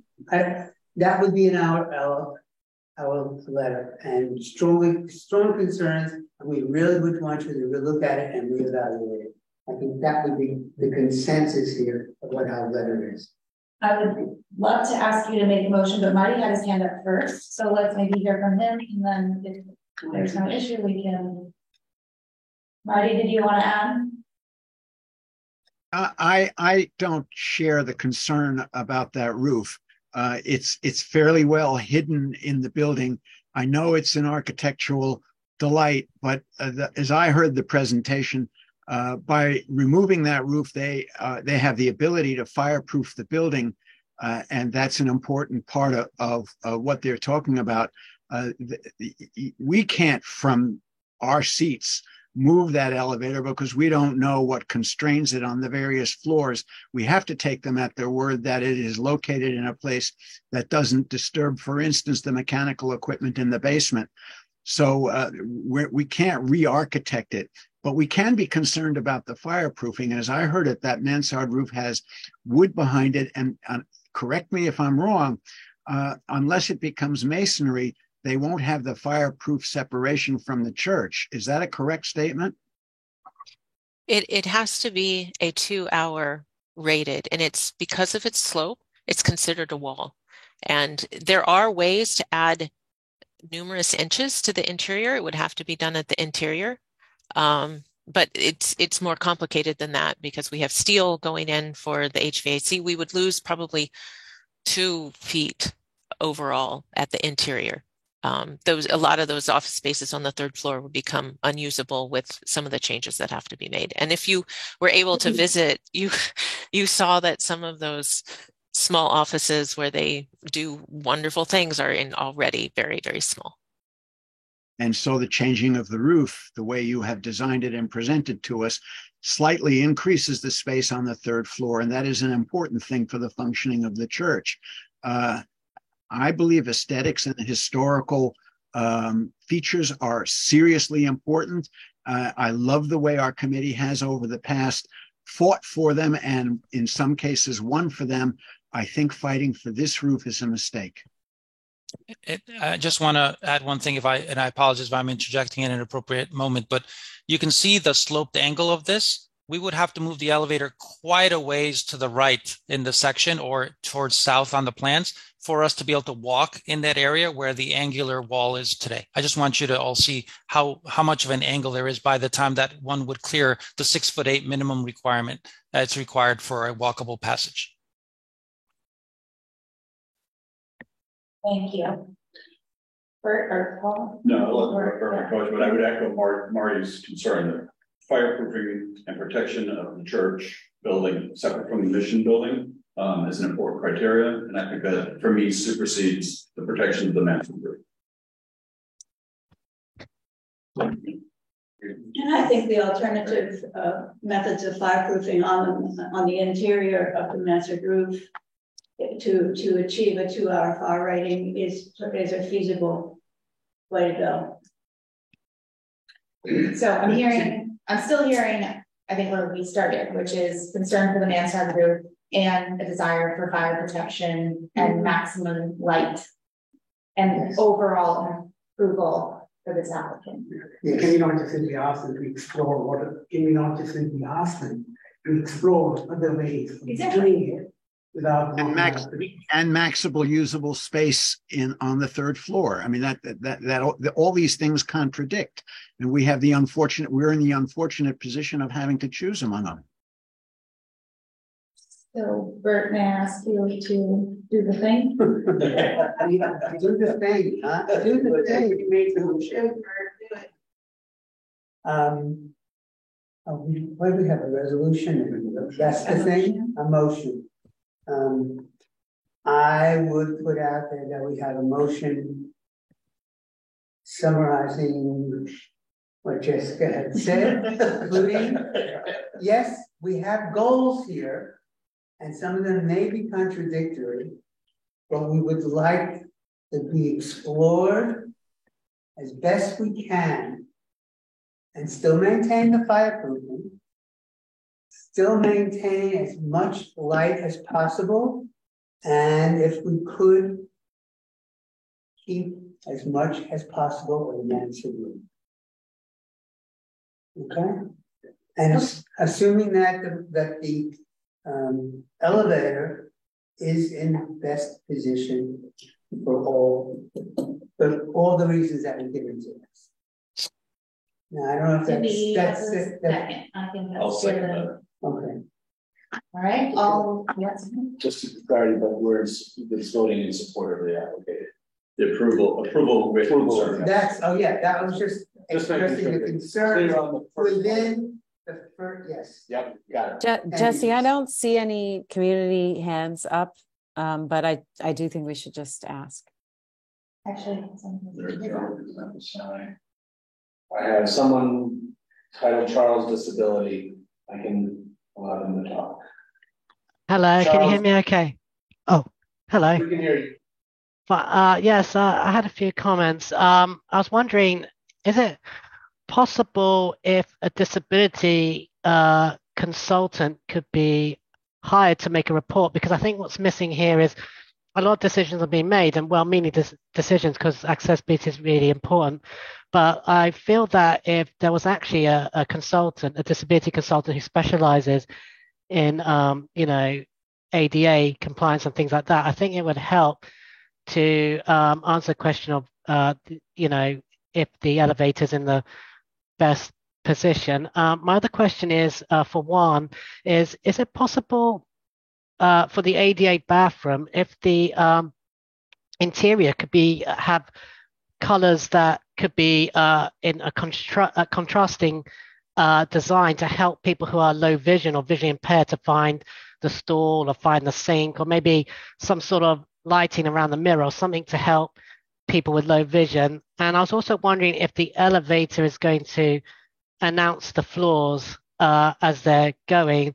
And I think what we need to remember also is, these are historical buildings, but unfortunately, back when they were built, this was probably before, I'm guessing way before the ADA came in. So I'm sure if back then people were thinking about accessibility, I think surely the design of the building would have been a lot different. But I think, as we said, it's really important to, make it accessible to as many people, because it is a house of worship after all, and it is a place where people are going to, get food and stuff. As we know, there's a lot of people who are suffering in the city who are low income and who are suffering from food poverty. So to have better access, I think, I think is more of a priority than losing a little bit of light from window. And as one said, they are doing their best to illuminate the windows, and really, I feel like they're really going out their way to try to, compromise and come with a, middle ground. So I do hope. And my last point is, I was a little bit concerned about the comment about, oh well, we should just put the elevator anywhere, because it makes me feel like, those buildings where they have affordable housing, they go, oh, let's have a back entrance for the poor people, and the rich people can go through the front. So I kind of felt it was kind of like dismissive of people with disabilities, kind of as if they're a burden or something, and this is an inconvenience to aesthetics and historical architecture and decor. So that was my comments. Thank you. Thank you. Thank you for staying and for contributing. So we have a motion. I think at this point we're ready to take a vote. So all in favor? 1, 2, 3, 4, 5, 6, Is there a hand up? 7, 8, and on the Zoom screen 9, 10. Okay. All those opposed? Okay, with 1 opposed. Anyone abstaining? I'll do it again. Mike, I didn't see. Yeah, no, Mike is. Okay, sorry. Okay. I did. And okay, great. Sorry for that. Okay. May I ask a question about the motion? Something about the mansard roof is in the motion. Does the motion say that the applicant will do the best it can to consider the possibilities for the mansard roof?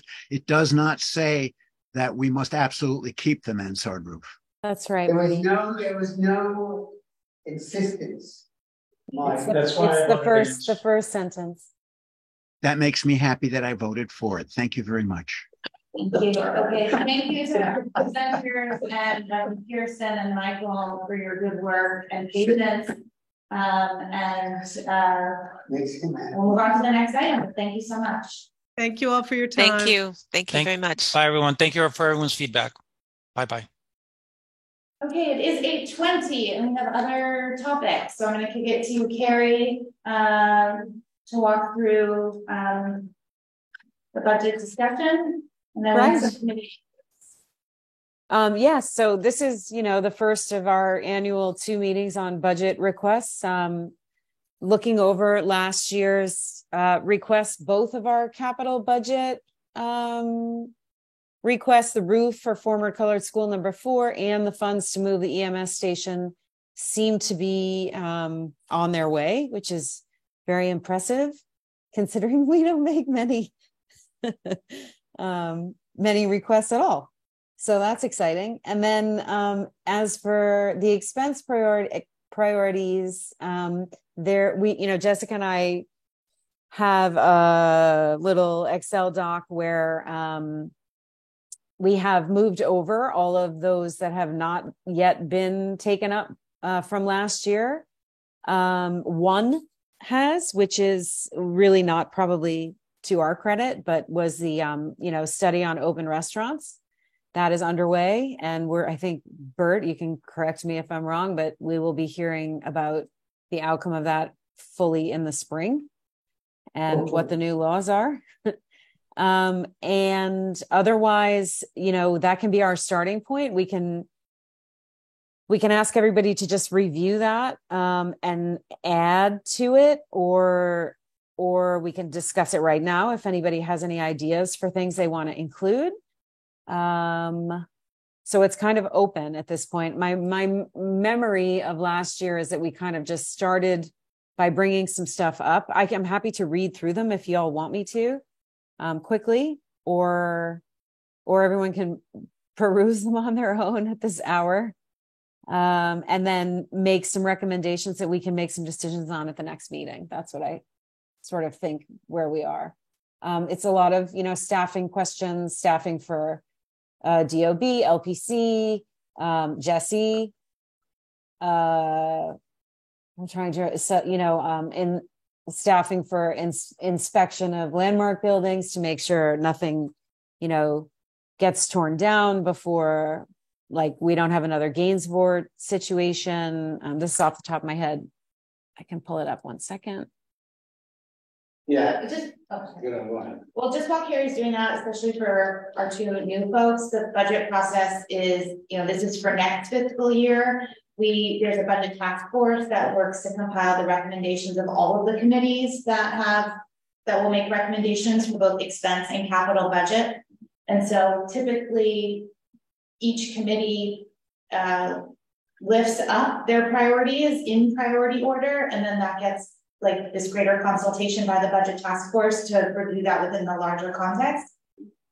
And then, as Carrie mentioned, we typically just continue to ask for things, even if they have not been funded, and even if they've been funded but not accomplished, we'll continue to put that in. And so the list that's in your Dropbox is a reflection of those previous priorities. And also, based on things we've discussed over the course of the year, there's the opportunity to make new requests, like what Carrie was referring to for DOB, making sure they have appropriate staffing to avoid, buildings not being inspected and then needing to be torn down as a result. So yeah, so I looked back real quick, and it's really staffing. That's the rest of what we had. So I think we're fine to keep those requests and submit them again, and then just add anything that anybody thinks is important. I will just say that, one of the big things that's coming up is this sort of studying commercial conversion for mixed use. And that's in one of our updates that it's actually begun. So maybe we don't even have to ask for that. We're going to have a very busy year, a very busy year. Chelsea land use is going to be swamped. Yeah. I'll just add one thing for the newer folks that how the board handles it. Just to be clear, like, it would have to be something that we have already, consult. We've already had to our agendas, so it's not something we're coming up with like today or next month, and we're just coming it out of it.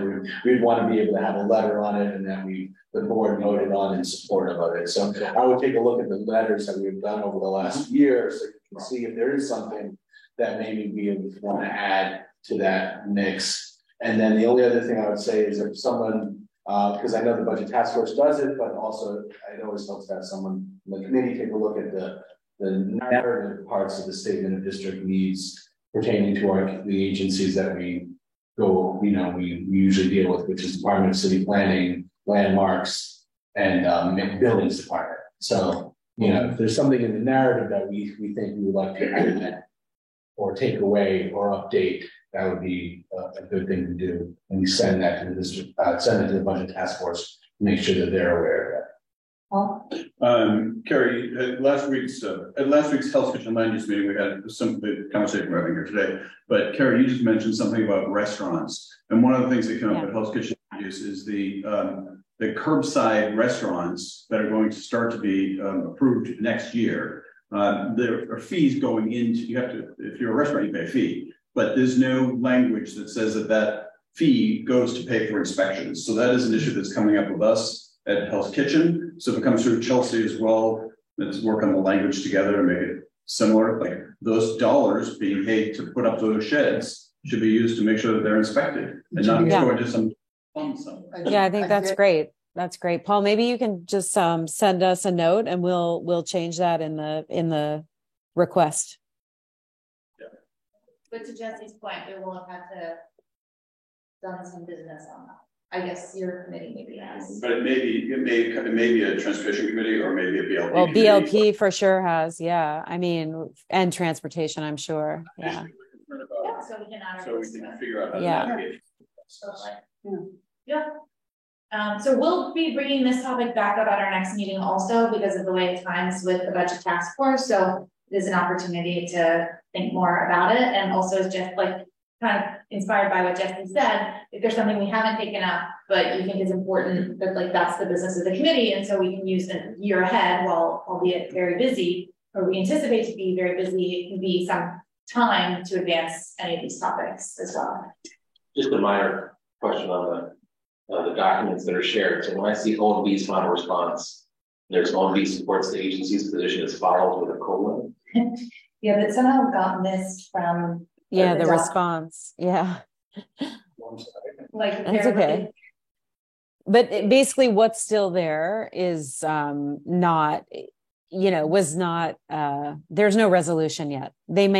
Sometimes they outright say, this is just not something we're interested in pursuing. And oftentimes they say, this is interesting. We'll think about it.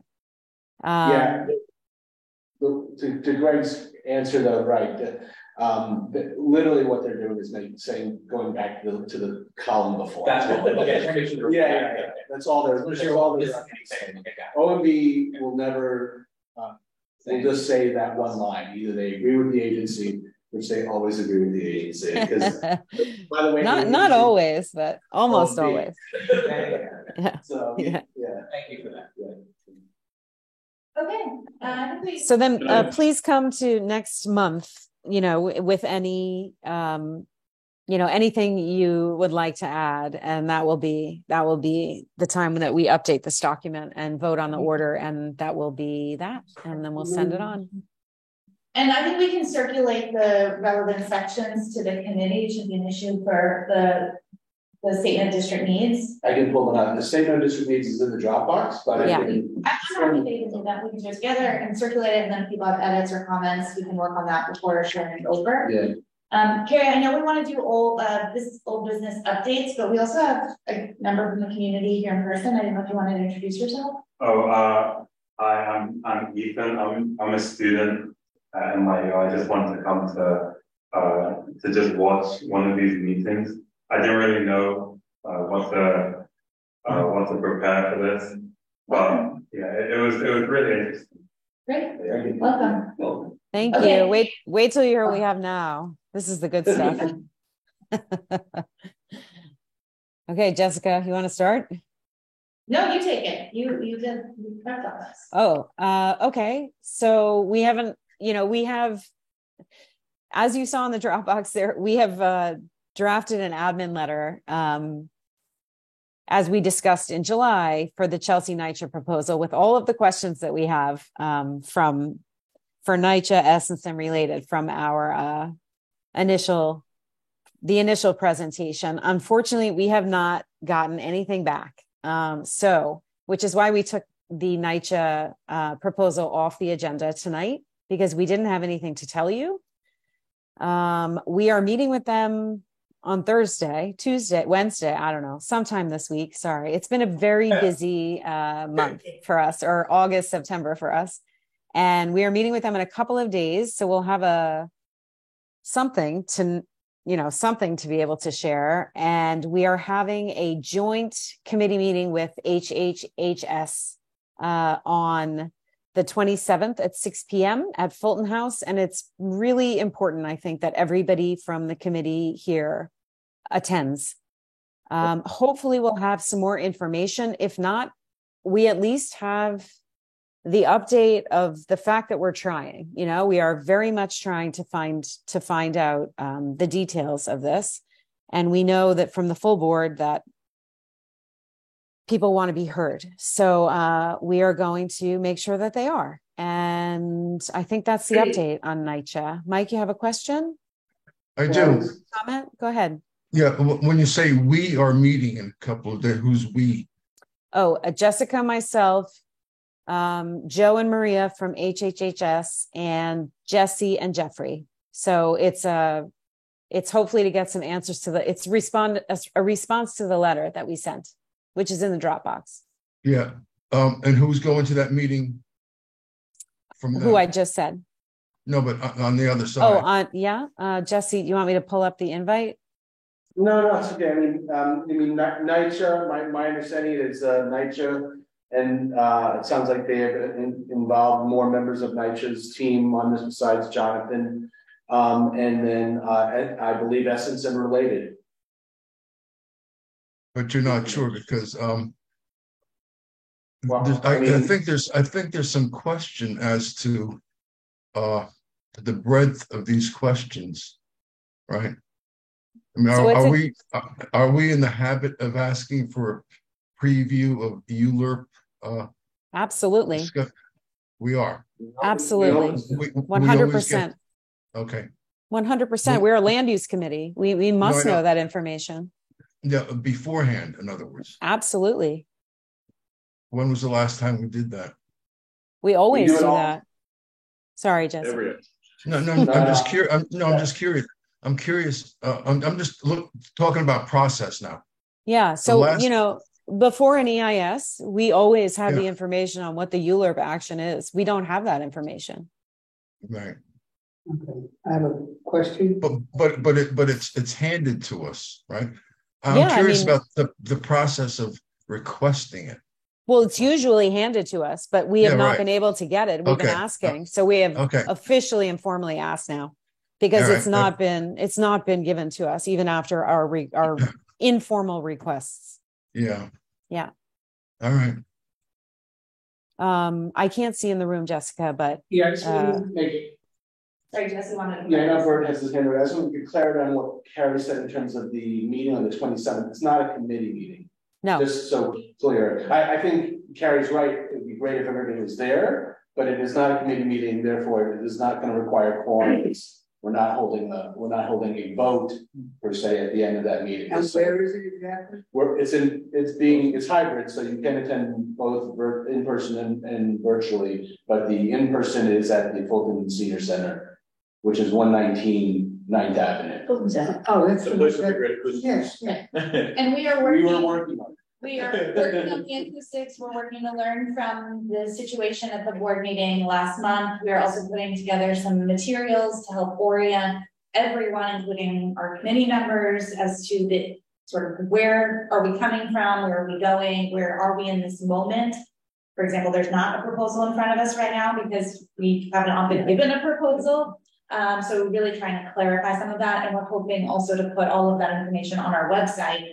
So to the extent other people have questions, or we can at least point to a shared reference, that it will be an official, statement of where we are. My question is, and this is what I've been thinking about myself, are we going to end up with only a motion on the ULURP process, the zoning changes, or also, because there's a larger question, rather than can they change the zoning over here to build 40 stories rather than 7 stories? Okay, but the larger question is the whole redevelopment project.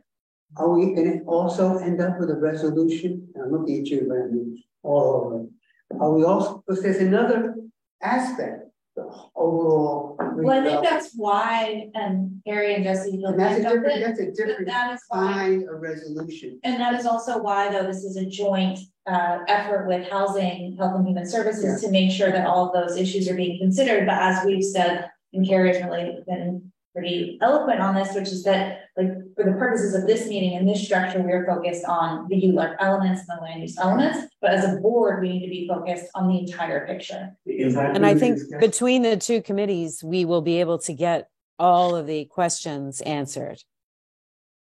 Sorry, Viren had a question. And then sorry, Viren. Do we have an outline for what is going to be discussed at this meeting? Something that's going to be discussed and then. So I think primarily the opportunity of, you mean the meeting on the 26th? Is that what you're asking about? 27th, excuse me, is really to create a space for feedback from the community. And that's why we're going to start with what are the actual facts on the ground right now, that there is no specific proposal as an example. but as an opportunity to give everyone who does want to speak on this topic an opportunity to voice their concerns. Is it a listening session where you gotta go there and listen to the community? They're going to be there? It really depends, Vera, and I think on what happens if we get the responses to the questions before that meeting. It may end up being a listening session because we don't have any further information to provide, or we may be able to provide some new information. The last question, would NYCHA residents be at that meeting? Yes, you don't know. It's a public meeting. What's the public? It's going to be clear. We're inviting the public. If you walk along 9th and 8th Avenues, you will see it advertised on. You said NYCHA residents. I'm sorry, I thought you said NYCHA.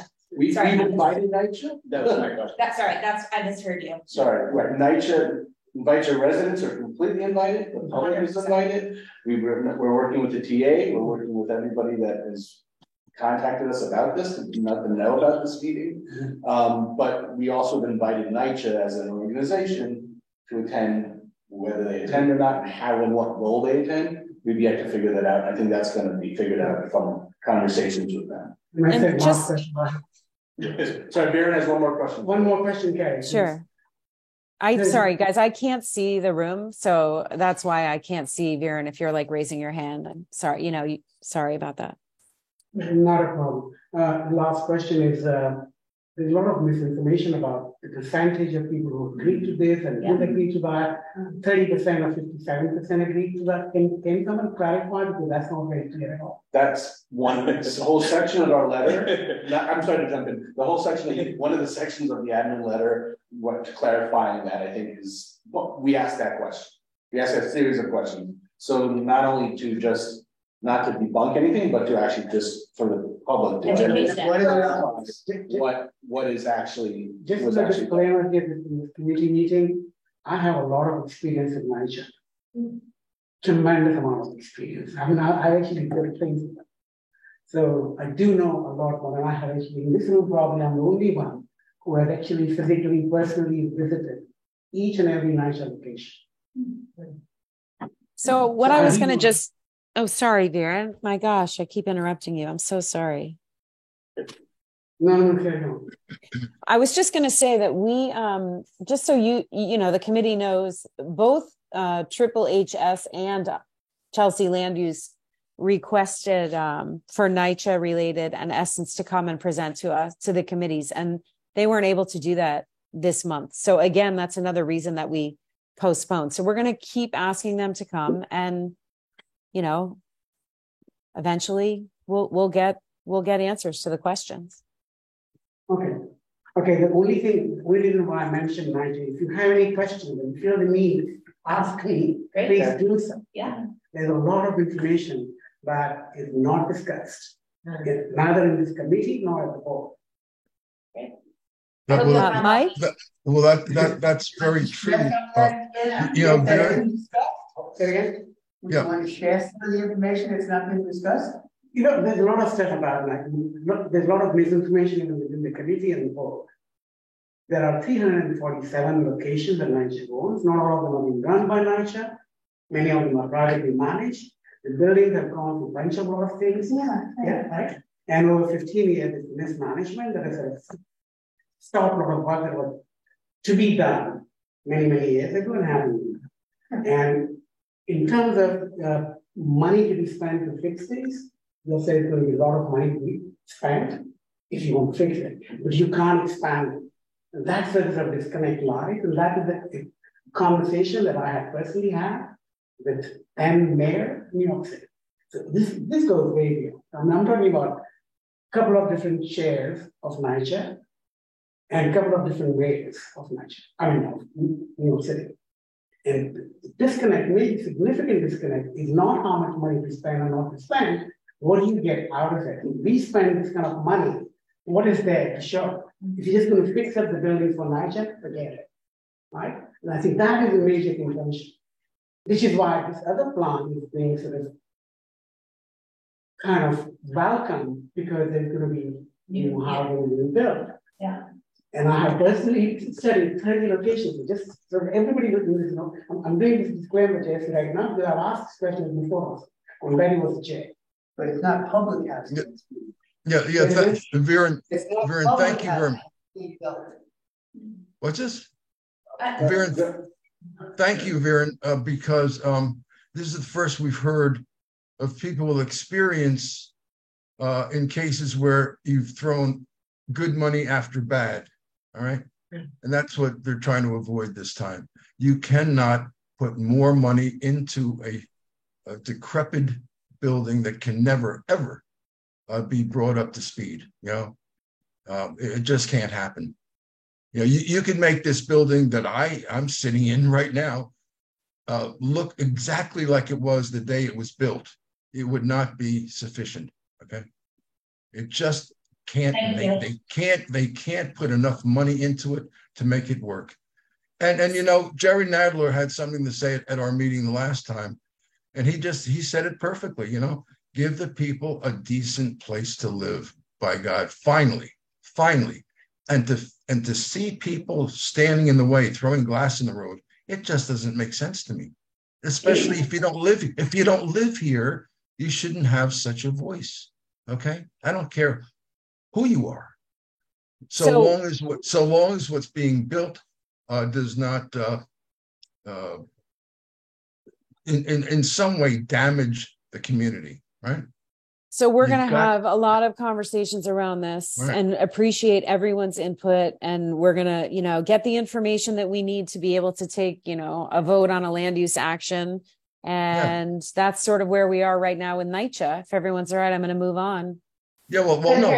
One more question, one final question. Sure. This omnibus sort of resolution that Bert's talking about, right? The big picture sort of deal. What's that supposed to do? What's the end result of that? Right. Well, Mike, we don't have a proposal right now, so there's no omnibus, there's no vote, there's nothing. We have no opinion. No, but once an opinion is formed, okay? It's like any other. Where's it going? Where's that opinion going? To what end? What legal effect will that opinion have? Other than as always, okay. We make a recommendation as a community board. I know that. That's it. I know that. We have no legal. So rather than making us look bad, I suggest, you know, way up front here, that anything that we put into that motion is meaningful and thought out and considerate. All right. Of everyone. Yeah. Well, I mean, again, that's why we look forward to continuing this conversation for months and with everybody. So we can get that right. Because some of us are getting worn out. I sit out front every single day and give a lecture on where we are, you know, how it worked, how we got to where we are, how it works, how the proposals work. And do you know that most people don't? But Mike, we don't have a proposal right now, so for this committee, we're okay, you know, Jessica, let me just say, this is my final word on this, okay? I've heard all along the way here, well, nobody's ever told us anything. Why is this all new to us? You know why it's new to you? Because I never could get a word in edgewise, okay? I had to beg for a moment to say a word or two, all right? That's why you don't know a lot of things that are happening now and being proposed, because I never got a chance to talk about them. Don't shake your head. What do you mean? I never had a bloody chance to say a word about it. You had a chance to say stuff and you said, I can't tell you because it's not public. Well, no, but that's some of it. Some of it, not all. We really, I understand your frustration and let's move on. I hear you, and Gregory, you had a comment or question? Will we know, is the expectation that we will have some sort of summary of the meeting that's taking place? Will be in advance of the public meeting, or no? I mean, you have a NYCHA meeting scheduled. Are we going to know what comes of that before the public session? Yeah, we could. I mean, yes, we could.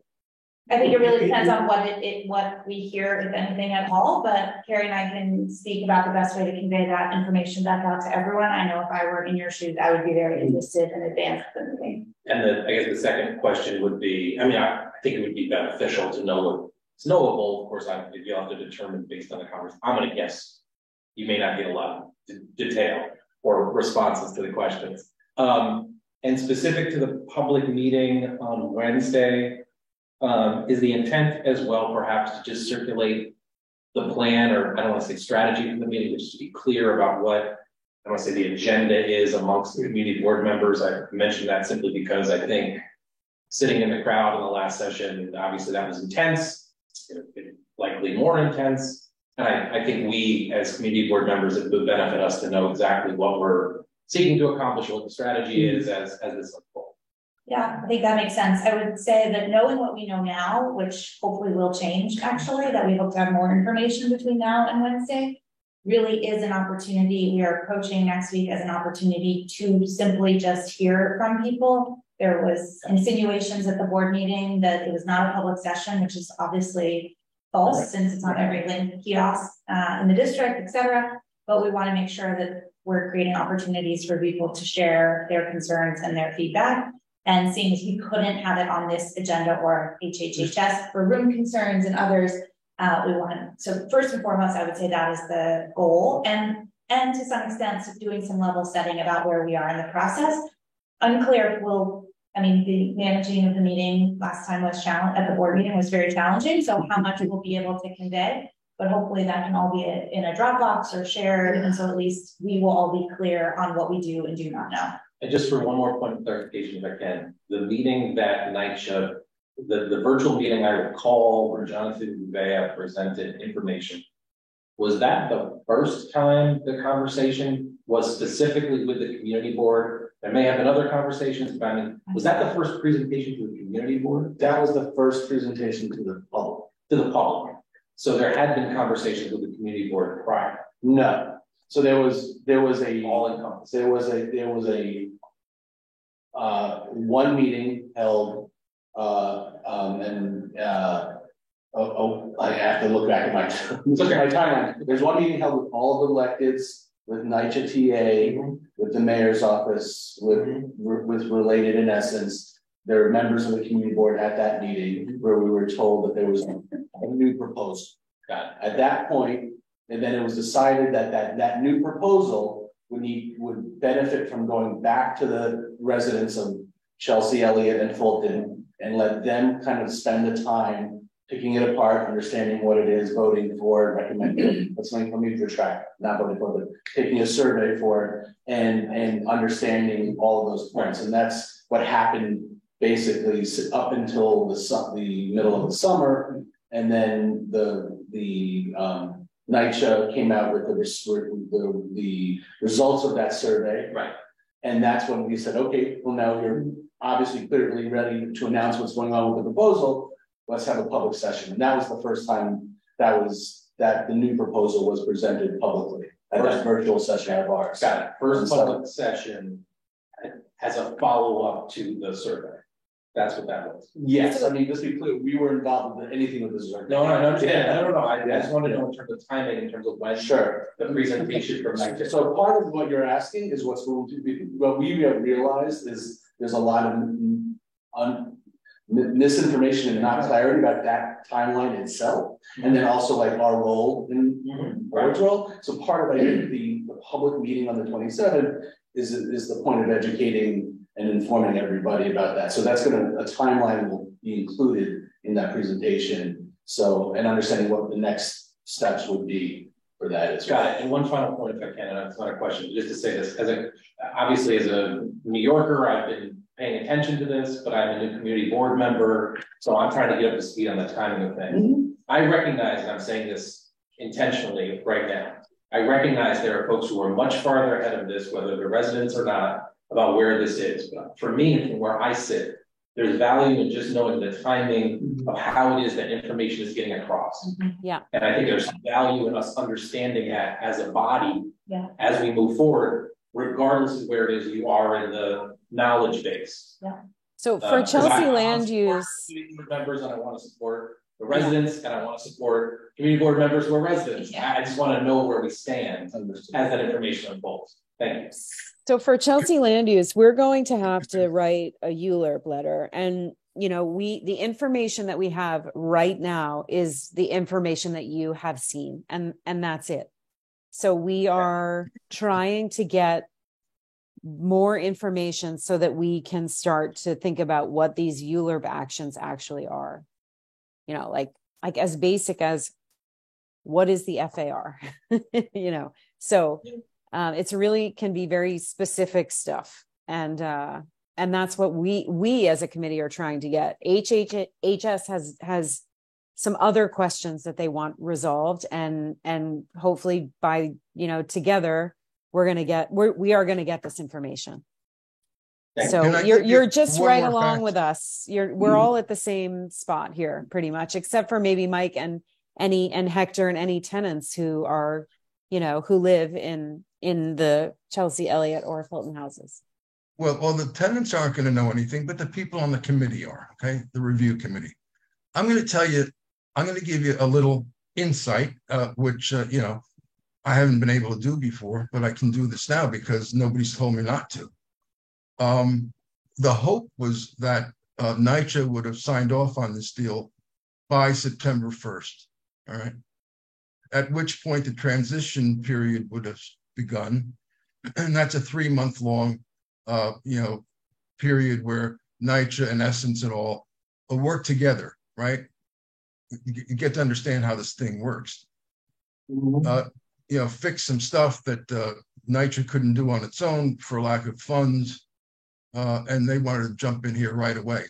One of the key things was security, all right? So when September 1st came and went without a deal, they went to NYCHA, Essence did, and said, look here, we'd like to at least put our security people in there, all right? Like right now. And, you know, the elected folks, they were involved in this too. I mean, it's like, this wasn't like coming from left field. Everybody wanted to see the security people in here because we've had lots of problems recently, right? And that was supposed to happen maybe today or yesterday, yeah? It didn't, yeah, I don't see it, but I mean, that's where the thinking is right now.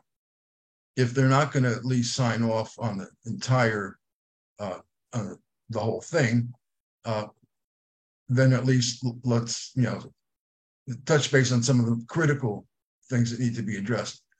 One reason why NYCHA has been dragging its feet, and it's no surprise, I guess, to anyone, is all of this, you know, outrage that's being hurled at them. You know, you know that, right? I mean, so yeah, Mike, that's why you understand that anything that we do, all these meetings and is holding things up, right? I wish we could just get the information that we requested, yeah. Mike. I really do. You know, like then we want this to move as fast as you do. Well, then make NYCHA feel good. I'm going to move on. Yeah. Go ahead, Carrie. So this is a quick update. Just there's a letter in the Dropbox from that we signed on to from Village Preservation. We had written a letter in support of an LPC landmarking application for the Church of Our Lady of Guadalupe on West 14th. And LPC came back and said they did not think it merited further investigation. So Village Preservation wrote a letter that, you know, says that we think that it does require further evaluation. So we signed on to that. So that's what's there, and we'll keep you posted on anything we find there. It really it is worth evaluation. Yeah. And I know Andrew Berman is trying to potentially get a, you know, press conference going and community support. So we can let you know if that's going to happen and people can attend. And then we had a meeting with DCP on the initial stages of a study of potential commercial conversion to mixed use in the Garment District. The mayor made an announcement. I'm not sure if anyone saw it in August. as part of the City of Yes, that he would pursue this. And they have started to do a study, which is in the Dropbox. There's a picture of the map based on M16 zoning that currently disallows residential, that they want to, we're going to have probably another ULURP action. And it's really in its early stages, but it's exciting, and we'll continue to update you all, and hopefully have DCP come in for a formal presentation when they have a little bit more of a plan to share. Anyone raise your hand if there are any questions about anything as I go through. And finally, and happily, go ahead, Paul. Yeah. Sorry, I know you can't see my hand when I put it up. On the DCP plan for the Midtown Salt, Hell's Kitchen land use also discussing that, because part of it is, and we've also Community Board 5 is also going to be involved in that, so it'll be interesting. But Joe at Hell's Kitchen land use particularly raised the areas of commercial zone to the west of that area. He really wants to be part of that conversation to incorporate more conversion of those commercial spaces into residential, as well as the manufacturing spaces. So if we are going to do a meeting with DCP, maybe we find a way to do a joint meeting, or one of our committees as an invited or something like that. Yeah, that makes sense. Yeah. Thanks, Paul. Yeah. And then finally, we have an update on Bayview from ESD, HCR, and OMH. It's, I don't know, someone can correct me if I'm wrong, but I think it's pretty remarkable. On September 11th, we were invited to a meeting with ESD and many of our elected officials, where they presented the draft RFP proposal release, which includes 100% permanent supportive and affordable housing, 15 units. We asked for 30 for OMH's short-term transitional residence program, including on-site social services, historic preservation, including replacement of the terracotta tiles in kind. We asked them to include, also to like call out specifically the pool mosaics and the chapel stained glass windows and the things that we had called out in our letter on the RFP. They agreed. And a community facility and building within the current zoning requirements of the Special West Chelsea District. So, and also, and really interestingly, the RFP applicants will get points for anything that they agree to do that is like a direct link to our letter. So it's like a 98% success. I mean, and it is like the first of its kind, and I think that we should feel incredibly proud and be really, along with our partners, like, Joe and Maria are the ones who brought the idea to us in the first place. So big props to them. And yeah, it's just great. It's kind of great from the state to have they said yes to everything, and they're going to really try hard to make it all happen. So I think it's something to look forward to, and I'm excited. Great. Yeah. Yeah. I don't know if there are any other questions or comments about Bayview. Awesome. That's it for the updates. My only comment about Bayview is a huge sigh of relief. Yeah. I didn't hear that, Pamela. Sorry. Can you say it one more time? My only comment is just a huge sigh of relief. I know. It's really wonderful. It's great. Well, yeah. All right, we have a motion to adjourn. Motion to adjourn.